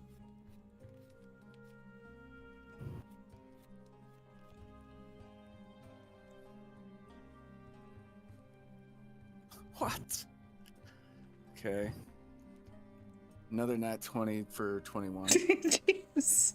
Crazy. Fuck, bro. I Hacks. Jeez. I'm calling hacks. You spy kind of a what's the word? My brain is going something spindly half elf setting against the ruins of I'm hearing another fire truck. Fire truck. Against a very old rotted house further down the street. The whole street is still rather dirty and there's still corpses lining along the homes. He just seems to be sitting kind of like on a half step leading up into the house.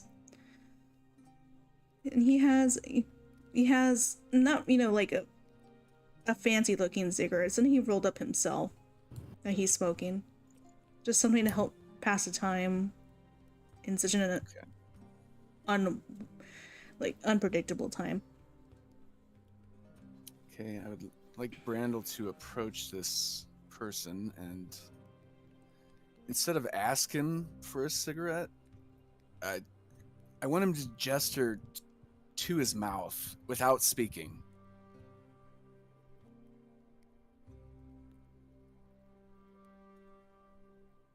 The man looks at Yeah, you know what I mean, right? Yeah. Okay. The man looks at him, just at Brandel, just his scruffy kind of looking face, just wiping a hair from his brows. He looks at him. Normally I tell anyone else to go fuck yourself, but he kind of like offers the cigarette he already has. You look like you could kick my ass. Sir, you're really smart. Thank you. I accept. Just consider me one little... Horrible. But I know it's horrible, God. just like, what can I say? I'm very charitable. Say, do you know where the slaughterhouse is, sir? The slaughterhouse, huh? I've kind of lost my way. He looks you over before his eyes kind of brighten up a little bit and he stands up. Oh, I remember you. You were one of the big ones there. One of the big guys. You went to the fights, did you? When I had money to gamble away. You don't have any money anymore? Oh. Enough that I can be able to get by, but even then, that's only so much I can do. It's best I don't push my luck after the last time I went. And he kind of shows his hand, his left hand shows that he's missing a pinky finger. Last time I couldn't pay off my gambling debts, Carl made sure I wouldn't forget. So, if I'm gonna go back there, I'm gonna at least make sure I have enough to pay back. Well, I tell you what, I've run into a tad bit of money, not a whole lot, but since you gave me a cigarette without even fighting it, and you're gonna give me information on the slaughterhouse, you know what? I might just give you 5 gold here. How's that sound? You serious? Yeah, I'm serious. I don't care about money. You know what? You've taken a lot of my money from my winnings, so yeah, I guess this is some way to pay it back. I won't say no. Yeah. Well, next time you go to the arena, bet on me. You understand? Carl would say otherwise. For Who's you, that? Brandel. I was gonna say. Wait. For you, Brendel, you know who Carl is. Carl Banishball. He was the owner of the slaughterhouse.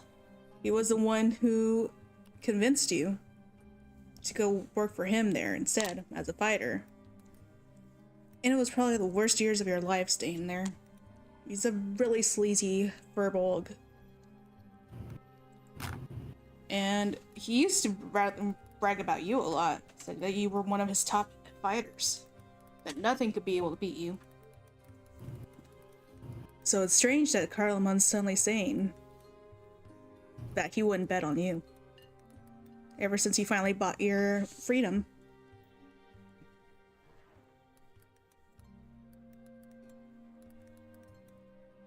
Yeah, word is, from what I've heard, Carl's got a new top fighter.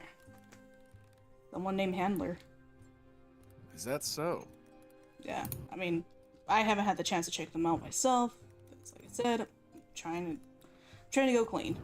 Go cold turkey on gambling. Okay, Brandel reaches into his pouch and gives the man 5 gold. He accepts the gold gratefully, kind of like keeping it subtle as he looks around, make sure no one's watching before he gestures for you to follow. Get yourself some food with that, by the way. It's gonna get real shitty here. I have a feeling. It's already shitty. Everyone It's gonna acts get like worse. The everyone's goblin is an idiot. Goblin? Harold Finch? Huh? I don't know their name. Oh, that's the only goblin I know. Some Unless you're bossy guy. talking about the head. No, wait, Arrow Finch. No, I'm not talking about Arrow. The only one I would know I know is the head. It's Can't say- probably the head. Yeah, I can say I've actually met her. Anyway, Okay. I'm sorry But- to hear that. either way, everyone says it's worse now, but honestly, I can't tell the difference. Maybe because I didn't get caught up. Not like I had any family possessed around me, someone trying to kill me. It was easier to keep my head down. He leads you along, eventually moving behind some of the buildings, just keeping a casual stroll. And then he takes you to a tunnel. It's supposed to be barred up, but there's like a loose bar. You said tunnel? Yeah, like a Okay. sewer tunnel. And there's a loose bar there. Enough that you could be able to barely squeeze in. Ah, And- it smells like shit in here. Good to be Yeah. back. Smells like the rest of this place. Anyway, yeah, if you can't remember the way, just keep following the same direction as the torches. Or not the torches, the markers. Go the opposite of where you're pointing. Eventually, you'll find a tunnel that just has no markings on it. That's the one you want to go to. Eventually, it's going to open up downwards into some stairs, and then you'll be at the slaughterhouse. It's a huge pain in the ass to find that place. I'll be okay. Thanks for your help. Are you going to be fighting again down there? Well, I was thinking about it. Oh. My That's word none of of your advice. business. No, that's none of your business. Huh? He kind of raises his hand, is like, well, no, you're right, not my problem. Well, good luck down there. And with that, the elf just wanders off. Leaving you to go and find your way through the sewers into the slaughterhouse.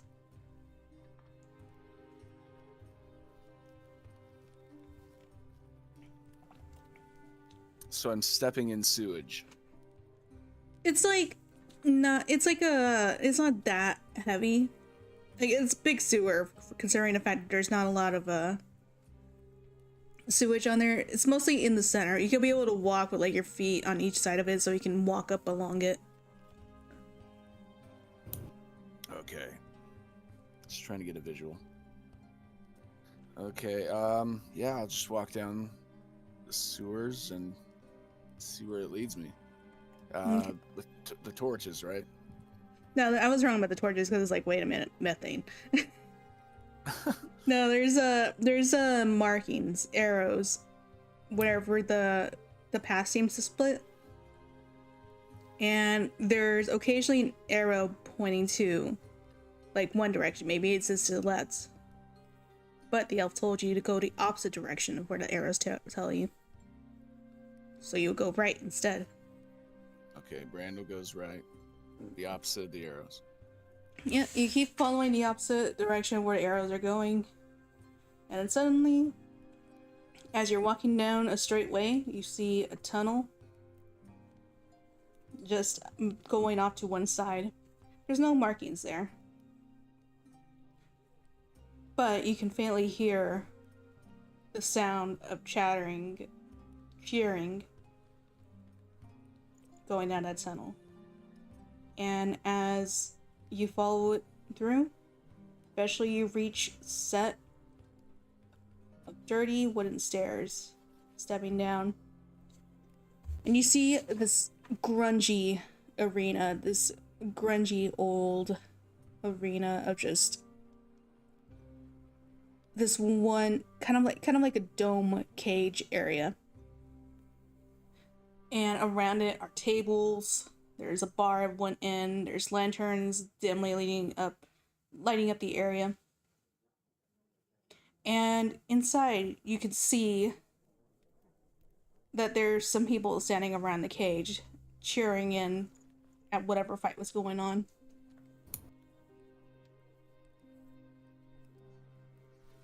It's not too busy,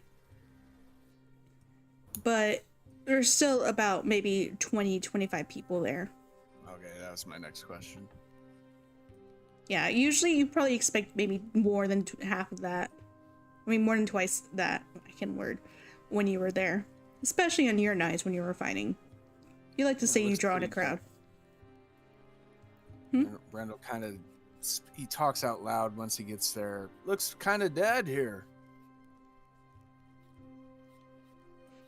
It doesn't seem like anyone pays you much mind, mostly watching a fight. But then, that's when this bird-like creature suddenly drops down by you, wearing a cloak around him and a hood over his head. Its beak sticking out from it. And he gets right up close, with its long legs getting right up in your face. And immediately, you hear the bird voice coming out from it. Look who the cat dragged in. Yeah, I guess I'm back. I say, Brandel says it with a sarcastic tone. You recognize this bird. A kenku. Also known as Lugger, the right hand of Carl. Slugger. Lugger. Like he's lugging Lugger. things. Okay. He lugs things around. He kind of hops over to this it could be described as a throne, but it's just a really high up chair. And he lets out a whistle. I can't whistle, so I can't do it, but you guys know, like, you know, that whistle is just the two tones to get someone's attention. There we go. You can't whistle? No, I can't. Shut up. What the Oh, I'm sorry. Just These are sensitive times. I see. I see what you did there. Look who's back. Look who's back. And this Verbolg, he's kind of like a husky kind of guy. He's chubby, but there's like raw strength to it. Most Looks notably in like his arms. Looks like World of Warcraft for Bolg. No, that's a good. They got that's a it good wrong? point. No, well, yeah, WoW got it wrong. Oh, okay. I'm pretty sure these came first. I can help. Yeah, I'm getting a link right now.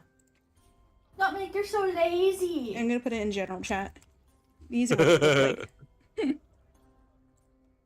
It's kind of like you so lazy. She's laying down all stretched out and is stretching the out of her bowl. this is probably more how he looks like, with the beard and all. But like he's this heavy set guy, but he's like got strength in those muscles, in those arms. He's a half giant, is what they are. That's such a cool looking fearbog. With that, the chair kind of creaks and he leans over and looks down at you before he's just like, I knew it. I told you. What did I tell you? He kind of slides his way down. There's a ladder leading up to the chair, but he just kind of slides down it and kind of smacks Slugger as he walks by him. Yeah, I told you. And he's gonna come running right back here. What's wrong? Couldn't make it on the surface. Have you guys seen the surface?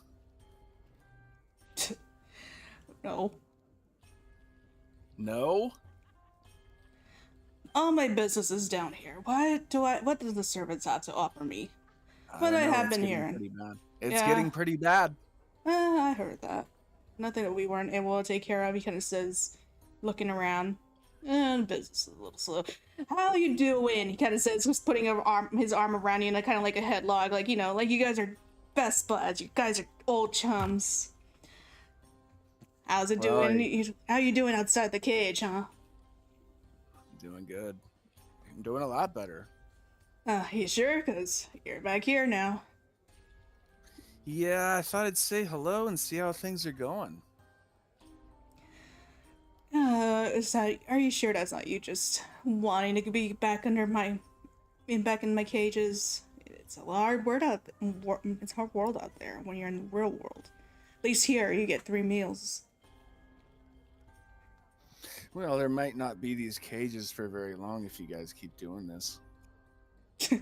And what makes you say that? I've been doing this for 20 years.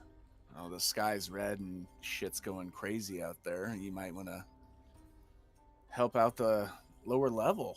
Help out the lower district, guys. He kind of looks at you with kind of like this deadpan expression before he's just, huh. Is that really all you came here for? No, I just wanted to say that this idiot goblin lady in charge of a lot of this stuff, and they don't give a damn about you. And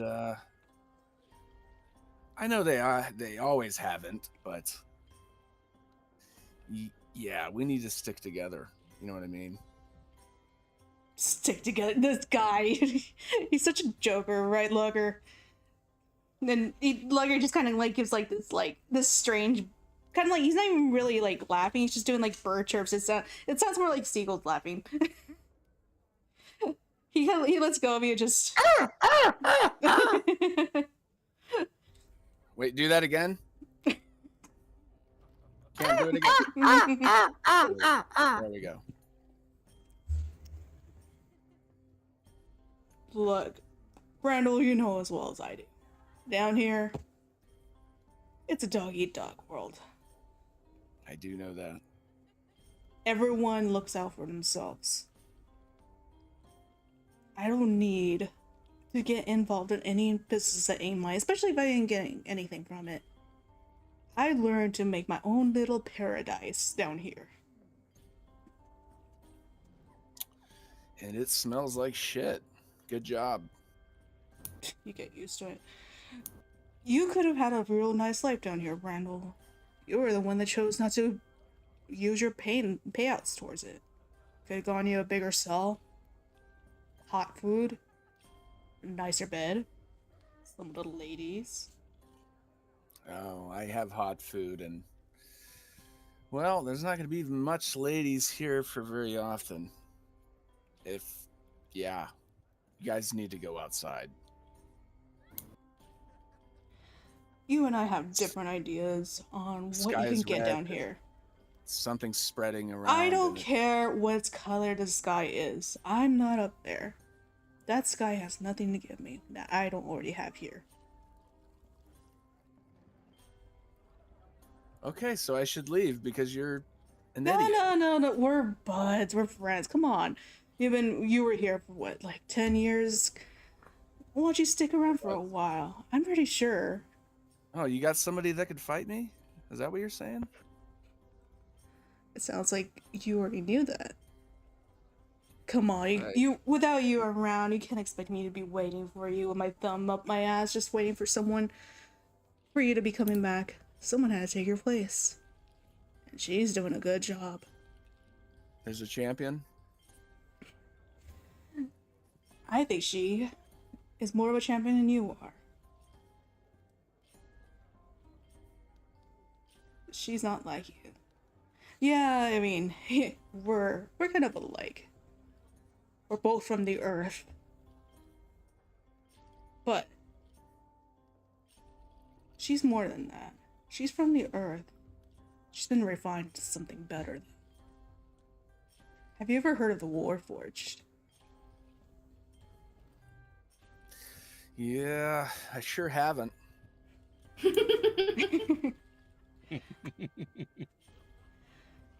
Basically, I had this guy who showed up, and apparently he managed to get this, what they called a Warforged, a construct from New Albion. When apparently this is something new that they've been exploring, Kent. Somebody's constructing stuff. And there's always someone constructing stuff, but this one is magic, as far as I can tell. Why can't you get me flesh and blood to beat me? Somebody has to make something. I'm with the times. I know when there's advancements in New Albion. Sounds like it's getting pretty far. I'm not gonna let myself be dragged down by my old-fashioned ways. I know that sometimes you gotta keep things going. You gotta make sure that you stay on what people want. She's new and shiny. You're dusty. You're some cracked pottery right there. I'm dusty. Is that what you just said to me? You're old news. Old news. Okay. Unless you want to prove otherwise.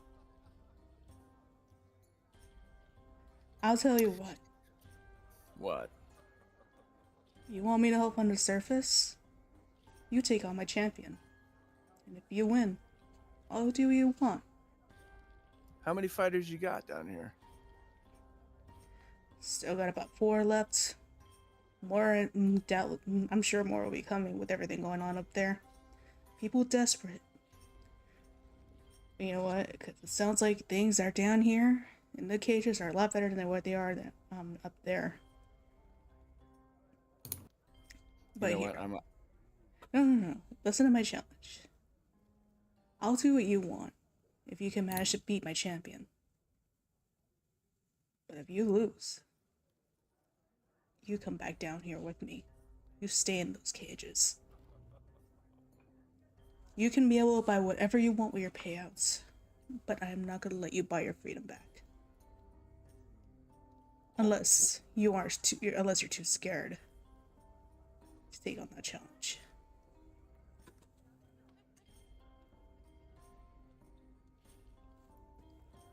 I'm fucking freaking out here.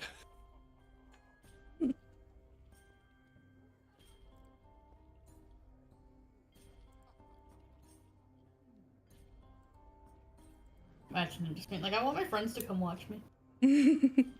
Come cheer me on.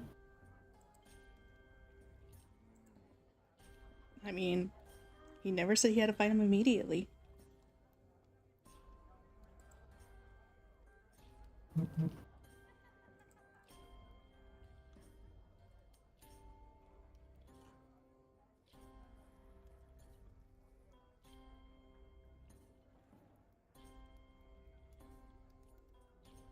But You guys hear me? no, you weren't talking. No, you weren't talking. Okay, I DC'd for like 10 seconds. I did not hear anything. He basically told you that he'll. Can you hear me? Yeah. Okay. He said that if you fight as champion, he'll help and you win. He'll go and help you whatever you want in the surface. But if you lose, you join him back in the slaughterhouse. But you can't use your payouts to pay towards your freedom again.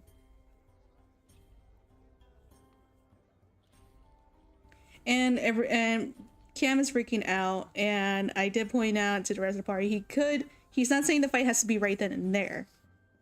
If you wanted your friends to watch. I'd like my friends to be there, but you got yourself a deal. And then Brandel squeezes that man's hand as hard as he possibly can in a handshake. If he wants to shake his hand. No, he shakes a hand with just a guffaw. Huh, you got friends, huh?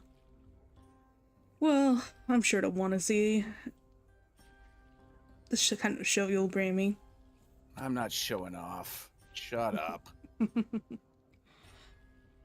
Just do not fuck with me. If you lose, you don't get to have your friends change that. I'm the champion. You're the promoter. Don't fuck with me. You keep thinking that. Alright. This'll be a good show, actually. I'll give you 24 hours. Get ready. Okay. What kind of But- fight is it going to be? Let's make this interesting. If you win against my champion, you have to do it to the death against her. You have to destroy her. You want me to kill a woman? Deal! Fucking worried about the goblin bitch. We got fucking sexist right here in the group. You son of a bitch, I'm in.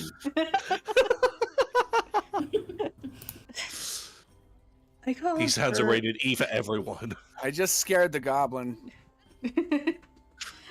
I call her what she wants to be called. Because she's earned it. Okay, if you say But she's so. still a Lord for. She's just a construct. Destroy her, and you win. You're so willing to throw away her life.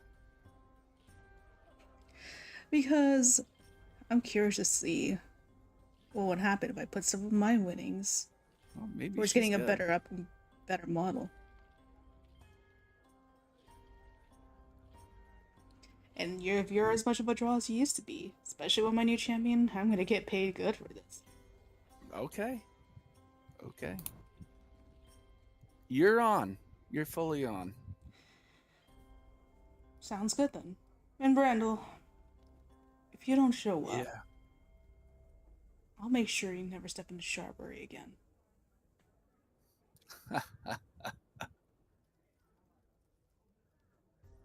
Good seeing you again, though. Yeah, good seeing you. I'm out of here. Make Hope you'll- sure she shows up. As if she's got anywhere to go in that cage. It's a good thing about her. She's a warforged. Doesn't need to eat. Doesn't need ladies. All she needs is a box. All the winnings go to me.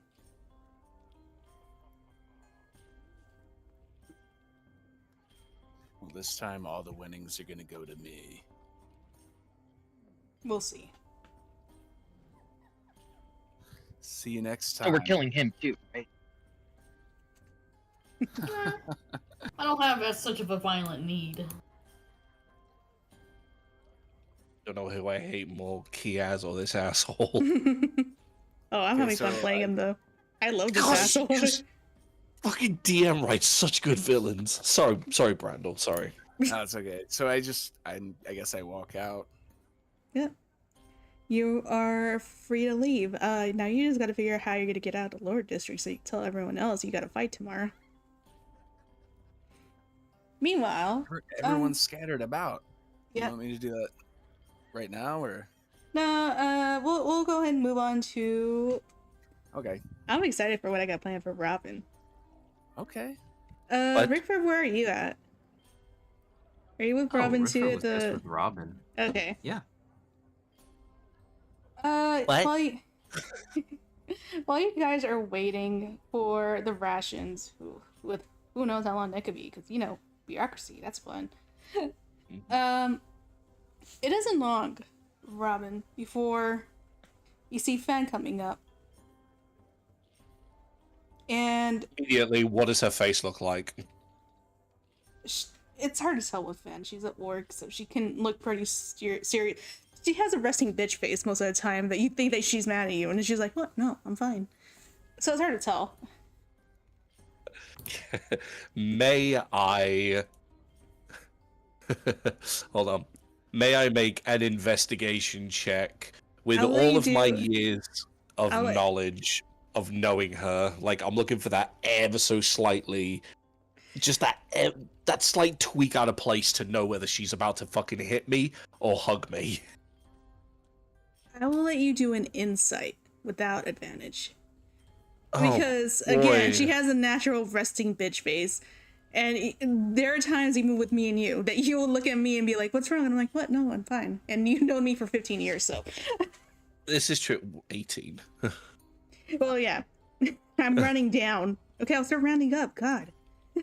God, fuck. Okay, alright. Okay, alright, I'm happy with that. 24. Jeez. I got a really good roll, and I got really good insight. She's going. Yeah, she looks upset. And it's hard to tell exactly if it's you or something else, but you're pretty sure it's you. And you say Rickford's right by me? Yep. I'm like, Rickford, ready a healing spell. I feel like my nose is about to get busted up. Oh, sure. Why? He just points at Fen. Oh, good luck. Wait, where you going? Rickford? I'll be a safe distance. I'll just be around here somewhere, don't worry. Why are you 20, 30 feet? How safe do you think it's going to be? Rickford! Fucking full on panic mode now. I can't hear you. I'm all the way over here. Rickford! Coward!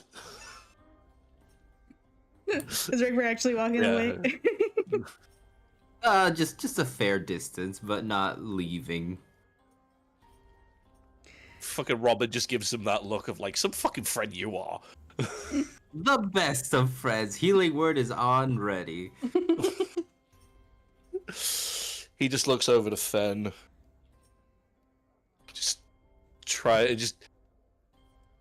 exaggerated but still kind of pissed off look on their face as well. She's like, hey. She walks up to Robin, staring at him, and it's like she stands there. Like, she had so much planned of what she wanted to say or do when she saw Robin, but now that they're standing in front of him, now that she's standing in front of them, I'm getting everyone's pronouns mixed up. It's just kind of, her nose kind of flares. She takes a slow breath. What the fuck did you say to my dad that he's going down here by himself? Oh yeah. They blink. Just, okay. In my defense, we didn't actually say anything to Karam. Everything that we said was mainly directed towards Seven. Mainly directed towards Chasm. Kiaz? Kiaz. Mainly directed towards Kiaz. Your father volunteered to come down here, which is why I'm here. Stop talking. Okay. He is the head of the military district. They know their place. Yes, ma'am. He is the head of the military district. I know things are bad in the lower districts, Robin, but you know you knew more than anyone else that I wanted to change things here. And if I could, I would have gone down there myself. Then come with us then. I'm going with him so he's not on his own. I saw Isha and Phoenix fly over not that long ago. We're not letting him go in by himself. He has one hand, Robin. And I'm already trying to... Valkick has no vocal cords, and yet he shut your functions. mouth. Yes, ma'am. You know more than anyone I wanted to be down there. But even I'm not going down there because of how things are right now. They're trying to figure out how to do things. And because of this, he's decided to go deal with this himself. You know what things are like down there. You think I wanted this? I am not going to tell you again, Robin. Close your mouth and listen. I want to speak too. I'm not done. It's the most pathetic whine. They are doing their best. I know that. I know what Sarah's saying them being so damn slow about it. But at the same time, I know we're spread thin. I saw the numbers myself. I'm not even going down there because I know how things are. You know I want to. But now he's going down there to prove a point. Would you want me going down there knowing how they feel about guards? By myself. Can I talk now? Yes. Okay, thank you. All right. So, as I was saying, do you think I wanted this? It just happened. We were trying to make a point of... Shut up, I'm talking now. She kind of gives you that look like, don't you do that shit again. Or she keeps silent and lets you keep talking. We were trying to make a point. The point that we were trying to make literally being this, as they gesture to the whole of the fucking barricades. This is the problem. This is the point we were trying to make. This is the issue. Karam is agreeing out of confusion because he doesn't know what else to do. Seven is scared shitless because her father is under some kind of influence that they can't get rid of. Chasm openly fucking admitted she doesn't know what she's doing. No one knows what they're doing. You especially don't. True, but this, get rid of this. Slow actions. That's what I'm trying to tell you. And you guys are making it sound like you need actions right now, knowing that's just as dangerous. That's not what we would try. Okay, I don't know what they've told you. That is not the case. Absolutely not. We were advocating. Well. Okay. Mm-hmm. That you guys were. The table is broken in there. You okay, expect me to think the doors. Do you expect me to think that you guys had any semblance of order in there? Okay, we did okay, I don't know what came over Brandel. Okay? But that was Brandel's fault. I'm not one to point the finger. They were your responsibility. And mine. Do you think that I don't feel bad about this? Do you really honestly think that out of all of this right now that I'm not taking any blame? I know the responsibility that I had. I know that I let you down. And I'm sorry for that. But this is what we were advocating for. A slow release. We wanted a slow release, Fen. Well, you know what? We wanted to go in and we wanted to go in. We wanted to sow seeds of trust. And then we wanted to take the barricades down. I don't know what happened in the end. Everything went from 1 to 100 so fucking fast that that I didn't have a chance to control it. I didn't have a chance to put any kind of authority out there, but not that anyone will listen anyway. Because I am just a was just a detective. You can't even control your friends. If you can't even keep order with them, I don't think anyone can expect you to do the same thing with the law. Maybe it's a good thing you turned your badge in.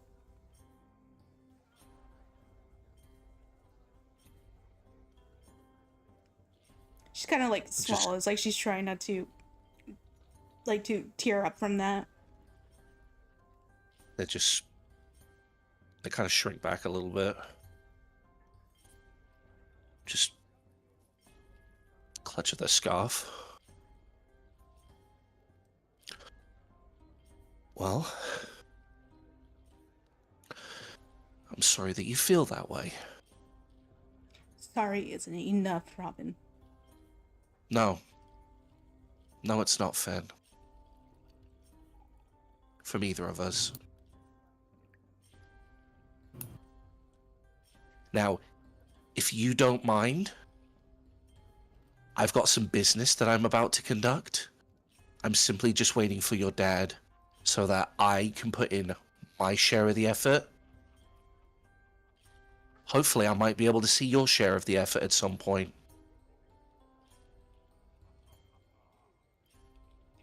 Fucking asshole sometimes. You know, the feeling's mutual. You're the one that was always impatient. You never let me... I'm not getting into this. Don't get yourself go killed. on. You've already gotten into it. Let's get a little deeper. Go on, say what you really feel. Give me a strength check. Well, strength saving throw. Ha! 9. That's a 10 minus 1, so 9. You kind of feel like the air getting knocked out of your chest as she shoves the bag that she was carrying full of rations. Luckily, you managed to keep your footing, but she just shoves it into you. Oh, don't get yourself killed. Maybe once use your fucking head like you used to use in the academy. She, turns and walks off. Just keep an eye on Charlie while I'm out here, please. She kind of slows to a stop and just kind of gets quiet for a bit before she looks back. While you're associated with your friends, they decided that you don't have access to the upper districts. So I'll be keeping an eye on her with your parents. But you have to consider if it's worth throwing everything away. We're trying to change things down there too. You're doing it in a way that's just going to cause more death. And she keeps walking.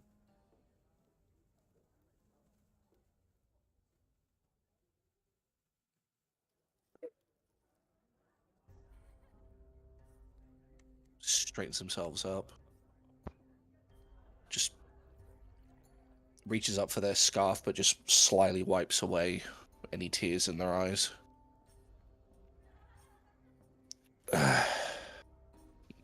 Just looks into the bag. So what the hell are we supposed to do with these?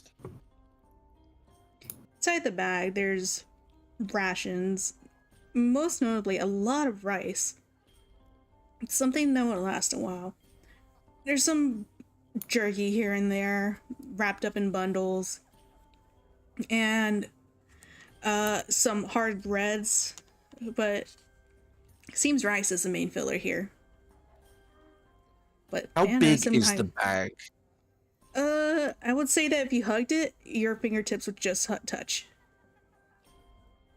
So and Robin's just gonna look at it and just be like, this is enough for 3, maybe 4 households at most.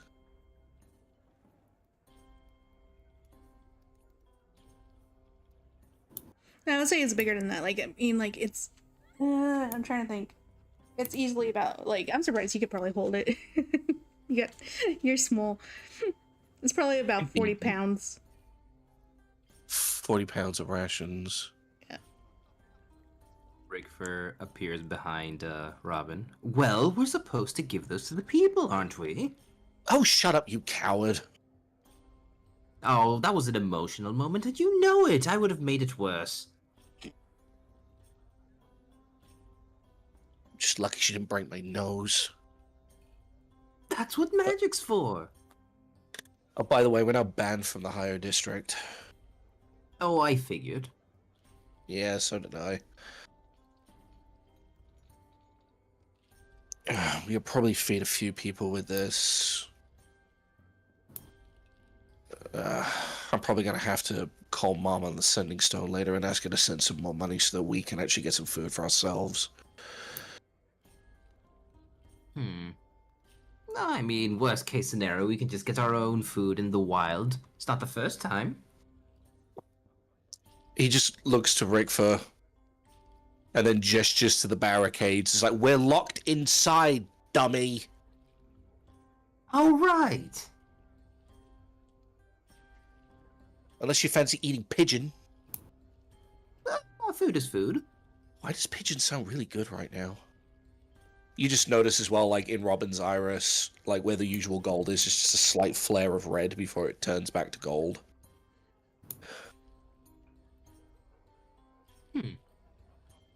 Noted.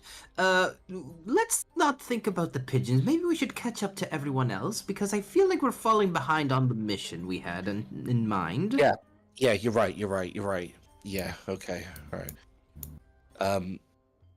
Hold on, let me just make a quick... She's just gonna reach into their scarf and just pull out their sending stone. So I'm just quickly gonna ask Mom to send a homing pigeon with some money. Mom, you there? So just holds the sending stone away just a little bit in case she's gonna yell at them too. Weasley! There it is. How dare you mess up that meeting? I am absolutely disgusted. Your father's facing an inquiry at work.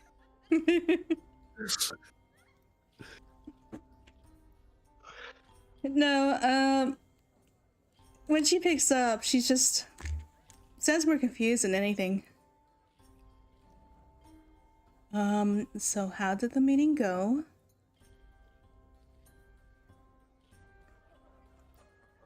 I tried to ask Okay, Finn, but she didn't seem she wanted to do a lot of talking.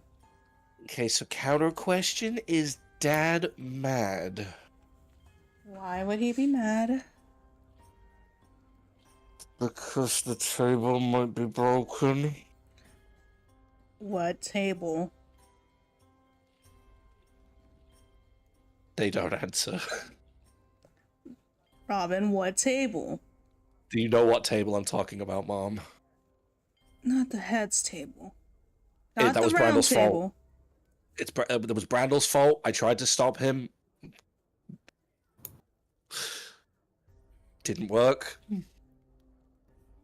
It may be in several pieces. Well, the plus side, Dad's got work now. Robin, I need you to take this seriously. This is serious. You don't think I know that? I'm down at the barricades right now. I'm about to go hand out food to the... I thought you were going to say barracks, and I was about to lose it. Why would it be at the barracks? That's dumb. Sue looks over to the barracks and contemplates things. That's dumb! You're at the barricades Only and... Rickfur would do that. Hey. I was tempted. But he's right. You're at the barricades and... I'm about to go and give some food out. Okay. I am having trouble getting from point A to point B. How did the broken table lead to you giving food at the lower districts? Okay, so what we wanted a slow descent. We wanted to go and give food. We wanted to show that there was some support from the higher-ups. And then we wanted to slowly take the barricades down. Tempers got heated, and before I could handle anything, Brandel stormed down the stairs and busted up the table. I did Didn't- this. The kid Didn't we fucking have from beyond the barricades, like, yeah, that was me. Coming back. Robin, if I remember correctly, this morning we had a whole talk about diplomacy. Yeah, I was diplomatic. You And your sent friends in the weren't. crazy people.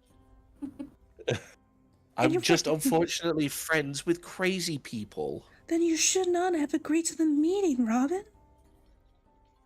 Look, do you think that I would have agreed to it if I thought things were going to go the way that they did? You're too trusting sometimes, and this is what I always worry about. I will always worry you're going to get caught up in the wrong crowd. This is exactly what I was worried about when. Mom, come on. What are you... You're worrying over nothing. What, you think Brandal's just going to go running off to the slaughterhouse and just start demanding fights all of a sudden? He's not that kind of guy. Well, that's the thing. I don't know any of your friends, but I do. well, obviously you don't. If they are doing this, you're lucky your friends aren't imprisoned right now. Are they imprisoned? No. But you're right. They are lucky. As Robin Technically, Roy conveniently... is in the prison. As well, he doesn't know that. No, I'm but... going to be. Hold on, but, hold on. you know, Your father just got back. conveniently- Oh, is he angry? She doesn't answer. What do you mean you're banished from the upper districts? Okay, so can you do us a favor and just send us just a small amount of gold so we can get some money for food? Okay, bye. I love you. Just gonna hide the necklace back into his into the scarf. That was so loud, despite the fact that it was through his speakstone. That right for you when you've heard that. Just imagine like the faint background noise, just the slamming opening of a door. Motherfucker! Have you heard of the mountain chicken? Please don't hurt me. Let's see. I'm gonna flip another. I totally have been using dice. I was supposed to do that. I'm gonna flip between. There's no D2. Just before.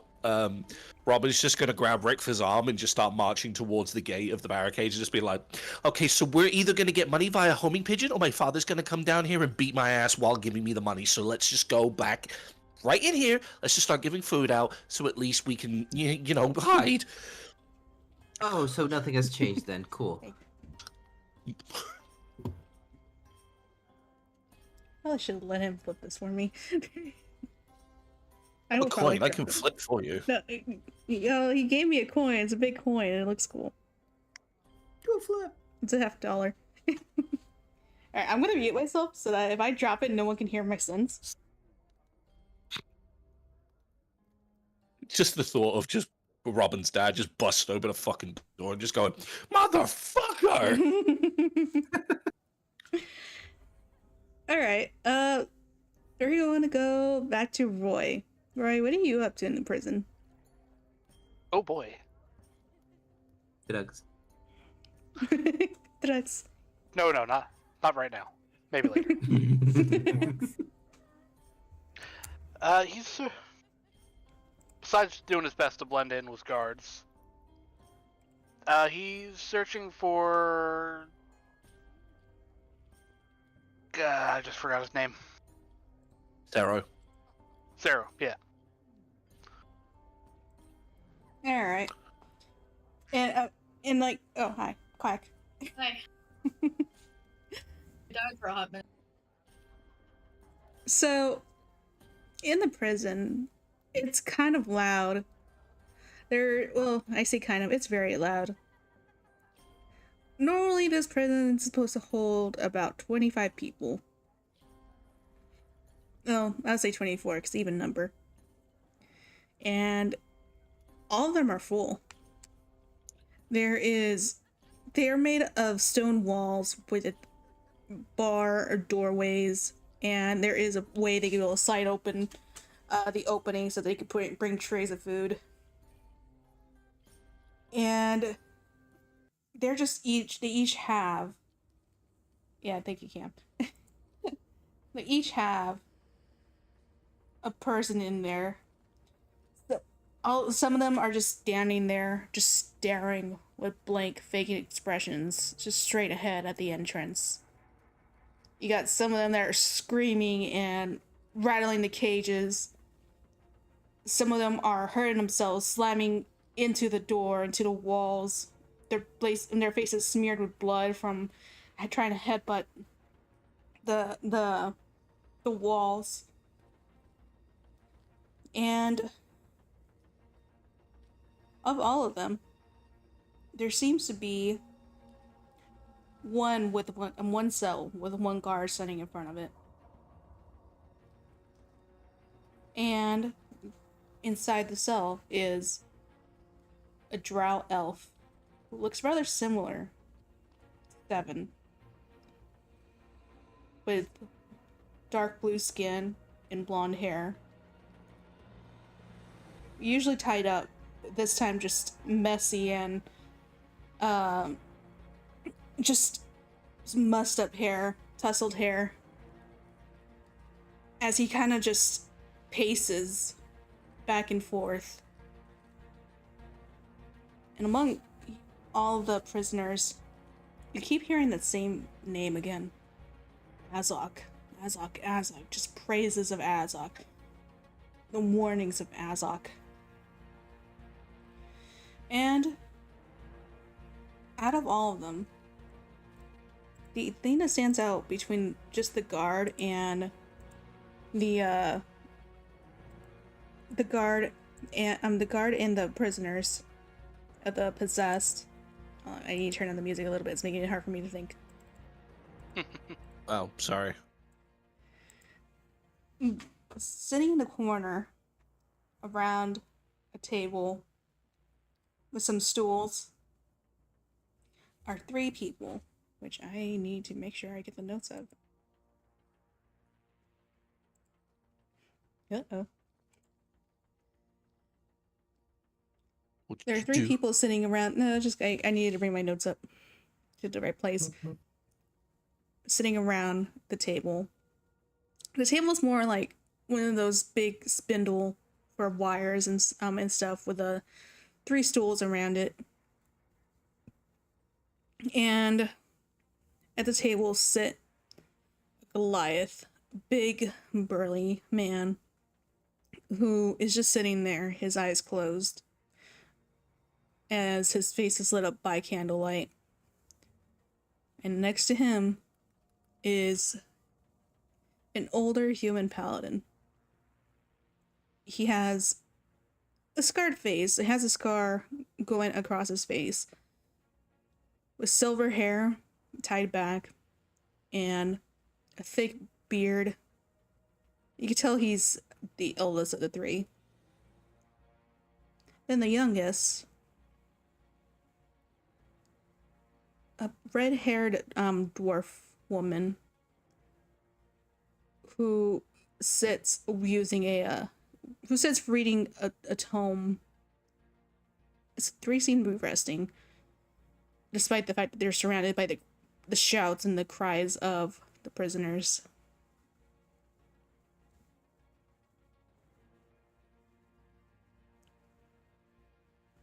So, what would you like to do? Is there anything different between the drow and the other infected? Is he behaving any different? It's hard to tell, with them all having varying behaviors. He's just pacing back and forth tirelessly, just staring straight ahead. Give me a perception check. Perception. And I forgot, were you in disguise or were you stealth? Oh, he's in disguise. He looks like a guard. Okay. Only 7. Yeah, it's hard to really tell him apart from everyone else. Right. Well, just because I don't think I've tried this before, as I'm walking past the cell as if on patrol, I'm gonna briefly make eye contact with him and spend one of my psionic energy die to recast. Where we go? Psychic whispers on him. I'm Okay. gonna try to just talk right to his mind. Is there anything he should be rolling for that, or is it just something you just do? I probably should have asked it earlier. No, it's just telepathy. Okay. As he connects, he's going to ask, "Can you hear me? Are you in there?"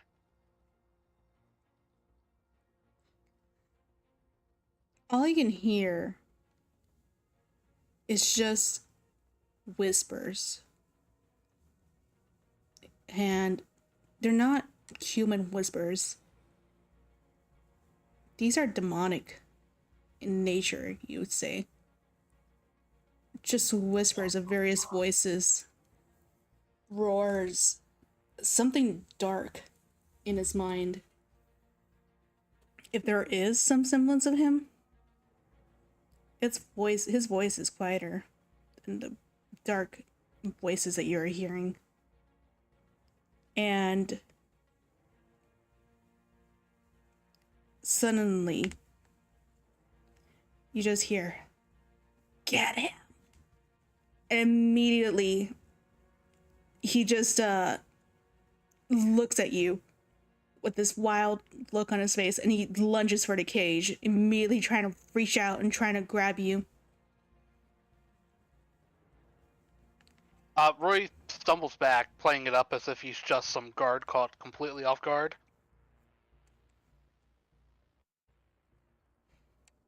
The other guard kind of regards you as he looks between him and Darrow. He doesn't really like you, huh?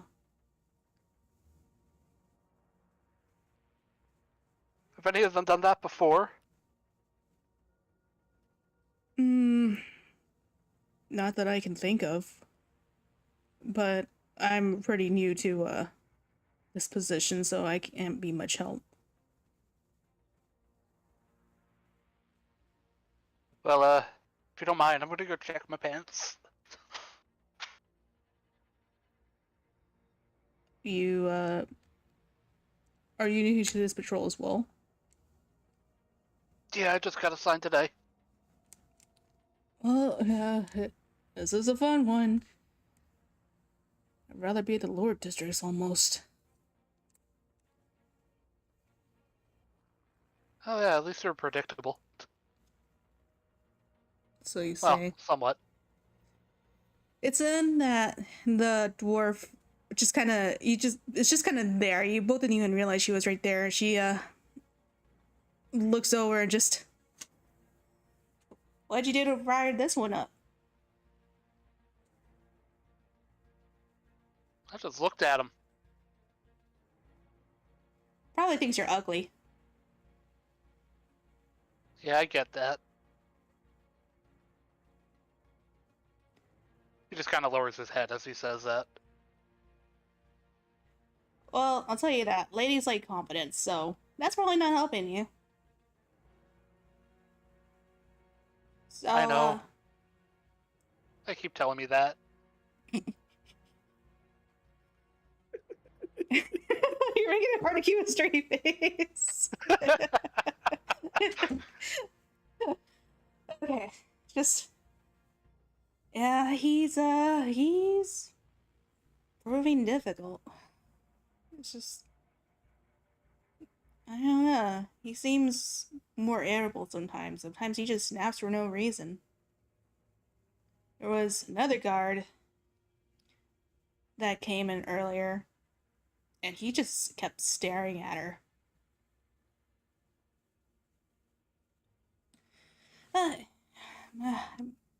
most we can do is just keep trying to rest.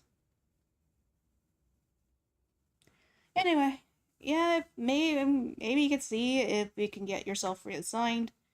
If he's getting really irritated by seeing you. Maybe he just needs to be less exposed to you so that he doesn't end up damaging himself like some of these pretty guys over there. Of course, that was sarcastic. Yeah, Roy picks himself up off the ground. I take it you're the one that's trying to heal them? I guess you could say they're healing. We managed to get 3 yesterday, and some this morning. Now we're just resting to see if we can get the next round. But they just keep bringing in more changed into these presents, so we're still full up. Well, I don't want to distract you. Good luck. I should get back to my patrol. Good luck to you as well. And, like I said, try to sort of show some confidence, not just with the ladies. I mean, it looks good for your job too. Maybe then you won't be out here just in places like this. You can have a nice desk job. I'll try. With Roy's that, gonna start scampering off down the hallway. With that, the dwarf goes to turn back to join the rest of the group, while the human looks to her. You speak too much, Sarvin. What makes you say that? That's pretty much all you can hear before you're out of shot.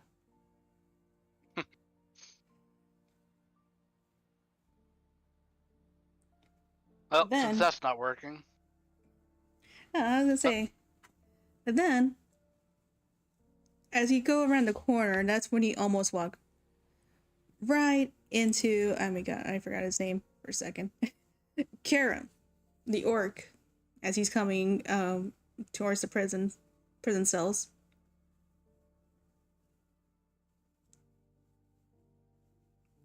And he's big. How close do I come to walking right into him? Say about like 1 foot away. Like you kind of had to be on your tiptails. You kind of lean in a little bit, but you managed to avoid contact. He will quickly move to the side and give a salute. Sorry, sir. You're fine. Just keep a little bit more alert.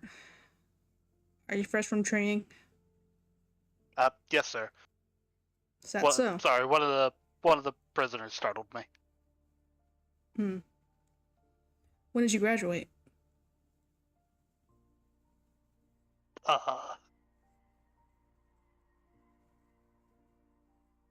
Come with me.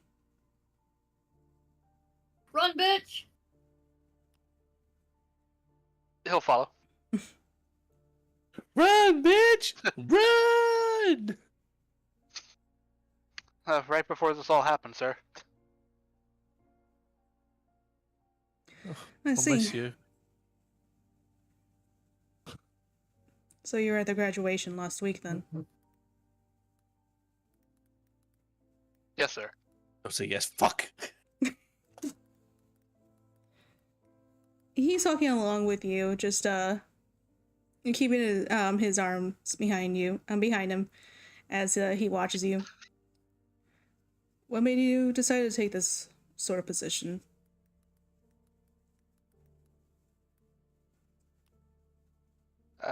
Just wanted to make something out of myself, sir. Thought it might help my confidence. Being in the military district has its way of doing that.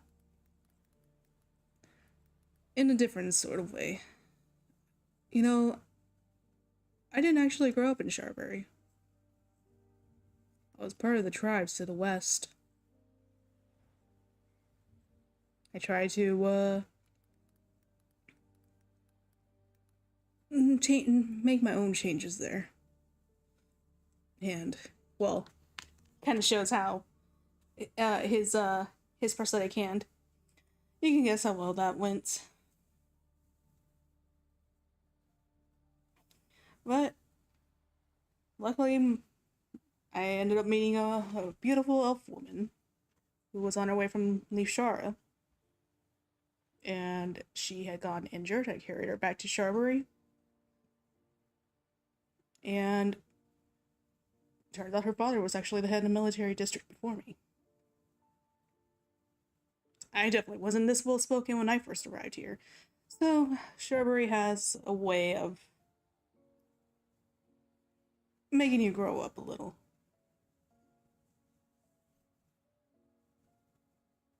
He's still leading the way as you guys make your way upstairs. Did you grow up in Sharbury yourself?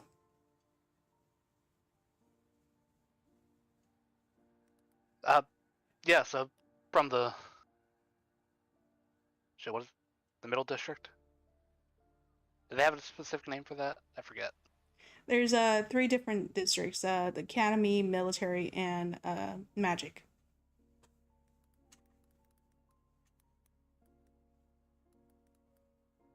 It was from the academy district. Oh, the academy district. These days, I'm actually seeing more knights and guards coming in from the academy district. But I assume we didn't actually go to the university.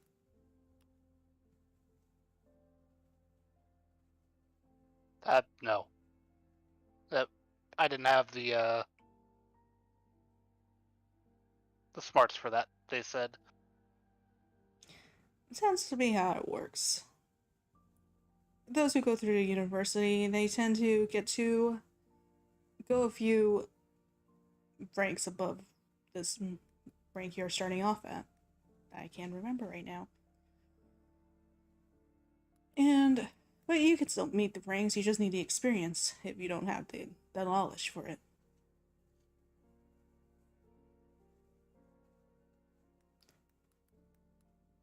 So, you say you lack experience in this position.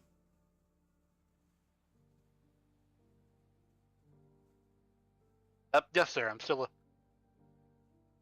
getting used to it. He soon opens the door and it's just gestures for you to come in. Well, I think my daughter would tell you, I tend to have a soft spot for the new recruits. I tend to give them a little reward. So I can help them buy.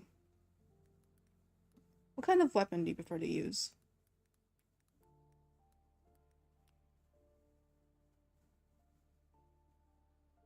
I'm good with a rapier, sir. A rapier, And as you look around the room, you see that it's actually an armory. And there are different weapons, different stocks of different weapons. And as you go further into the back, they kind of go higher up in quality. Not just in quality, but in appearance as well. Some of them have gold trimmings to them, and gems to them. They seem almost more like collectibles. You can tell that they're sturdy. I never really was one for rapiers. I guess it's an old orcish habit.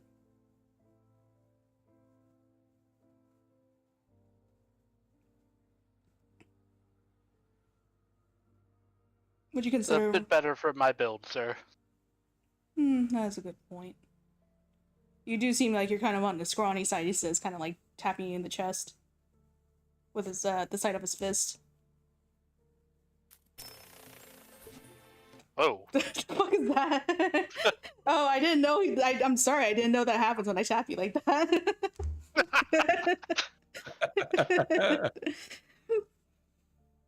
One of my tabs has started making noise, so I was just like... It was just like sounded like a slot machine or something.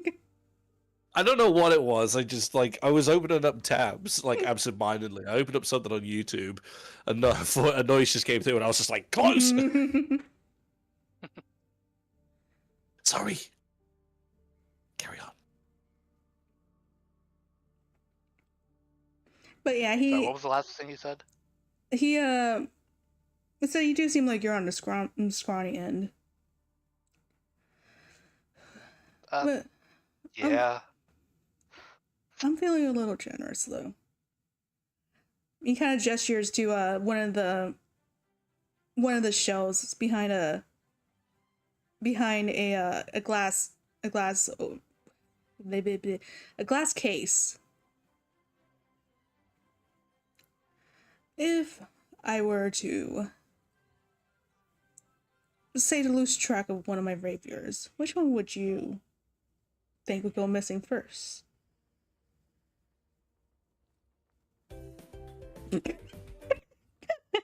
Damn. No, my hands are off the keyboard. My hands are off the keyboard.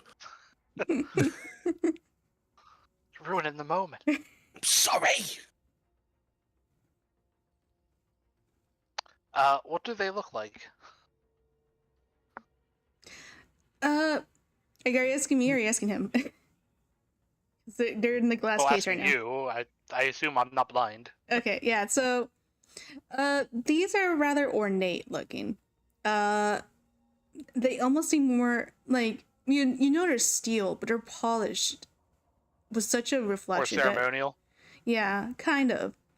They're polished to look, despite their fact that they're clearly made of steel, they're polished that looks more like silver. They just shine so brightly, even in the dim light in the room. And there are some with gems, some with the gold trimming. And despite the fact that they look ceremonial, they are, if he's offering them to you, they must be proper weapons.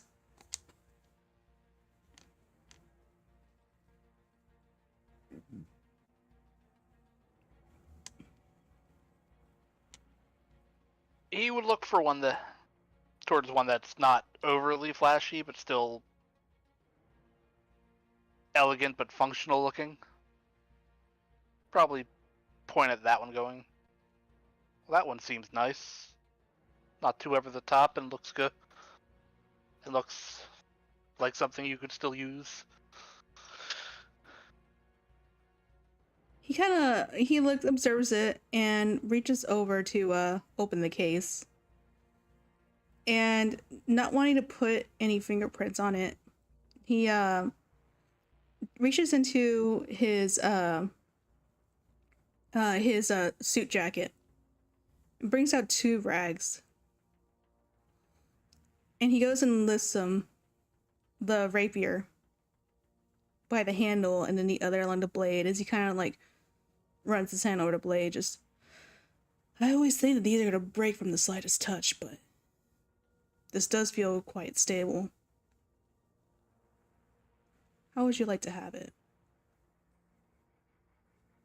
Oh, I couldn't, sir. I haven't earned such a thing. I feel that sometimes you just need to give a chance to some of the new recruits. I have a way of seeing who stands apart from the rest.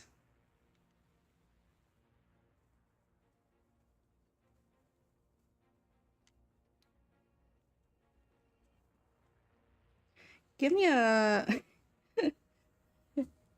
oh boy, what do I roll for this? Give me a dexterity saving throw. Boy, I'm good at those. I'm not trusting digital dice any further tonight.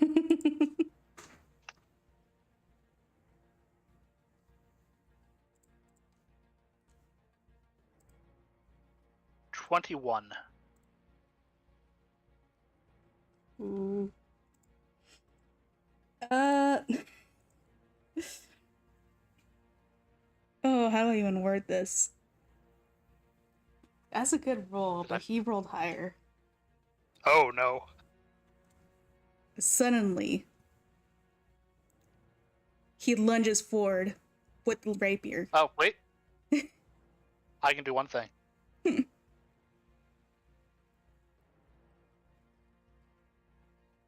I'm going to use my side bolstered neck, and I can add a d6 to a failed roll.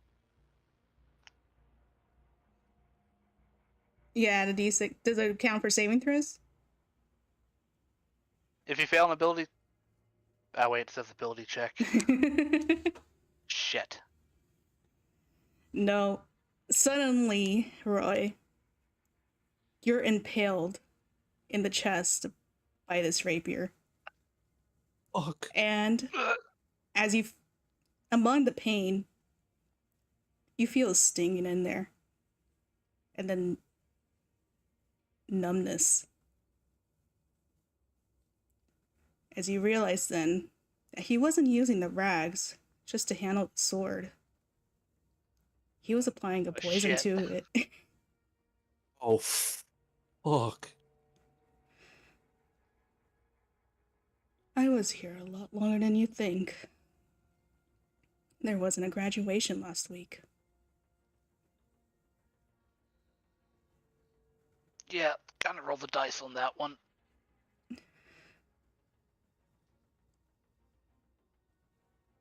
You rolled the dice wrong when you were speaking to me during the meeting before.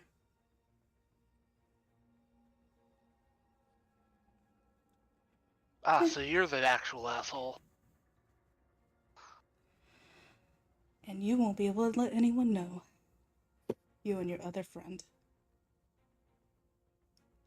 Have a good rest. I'm sure you'll enjoy your sleeping quarters. As your vision begins to blur and then darken. Fuck. And that's what we're leaving for the We week. expected no. the wrong one. And this is why we separate the group. It's always a good idea to separate the group.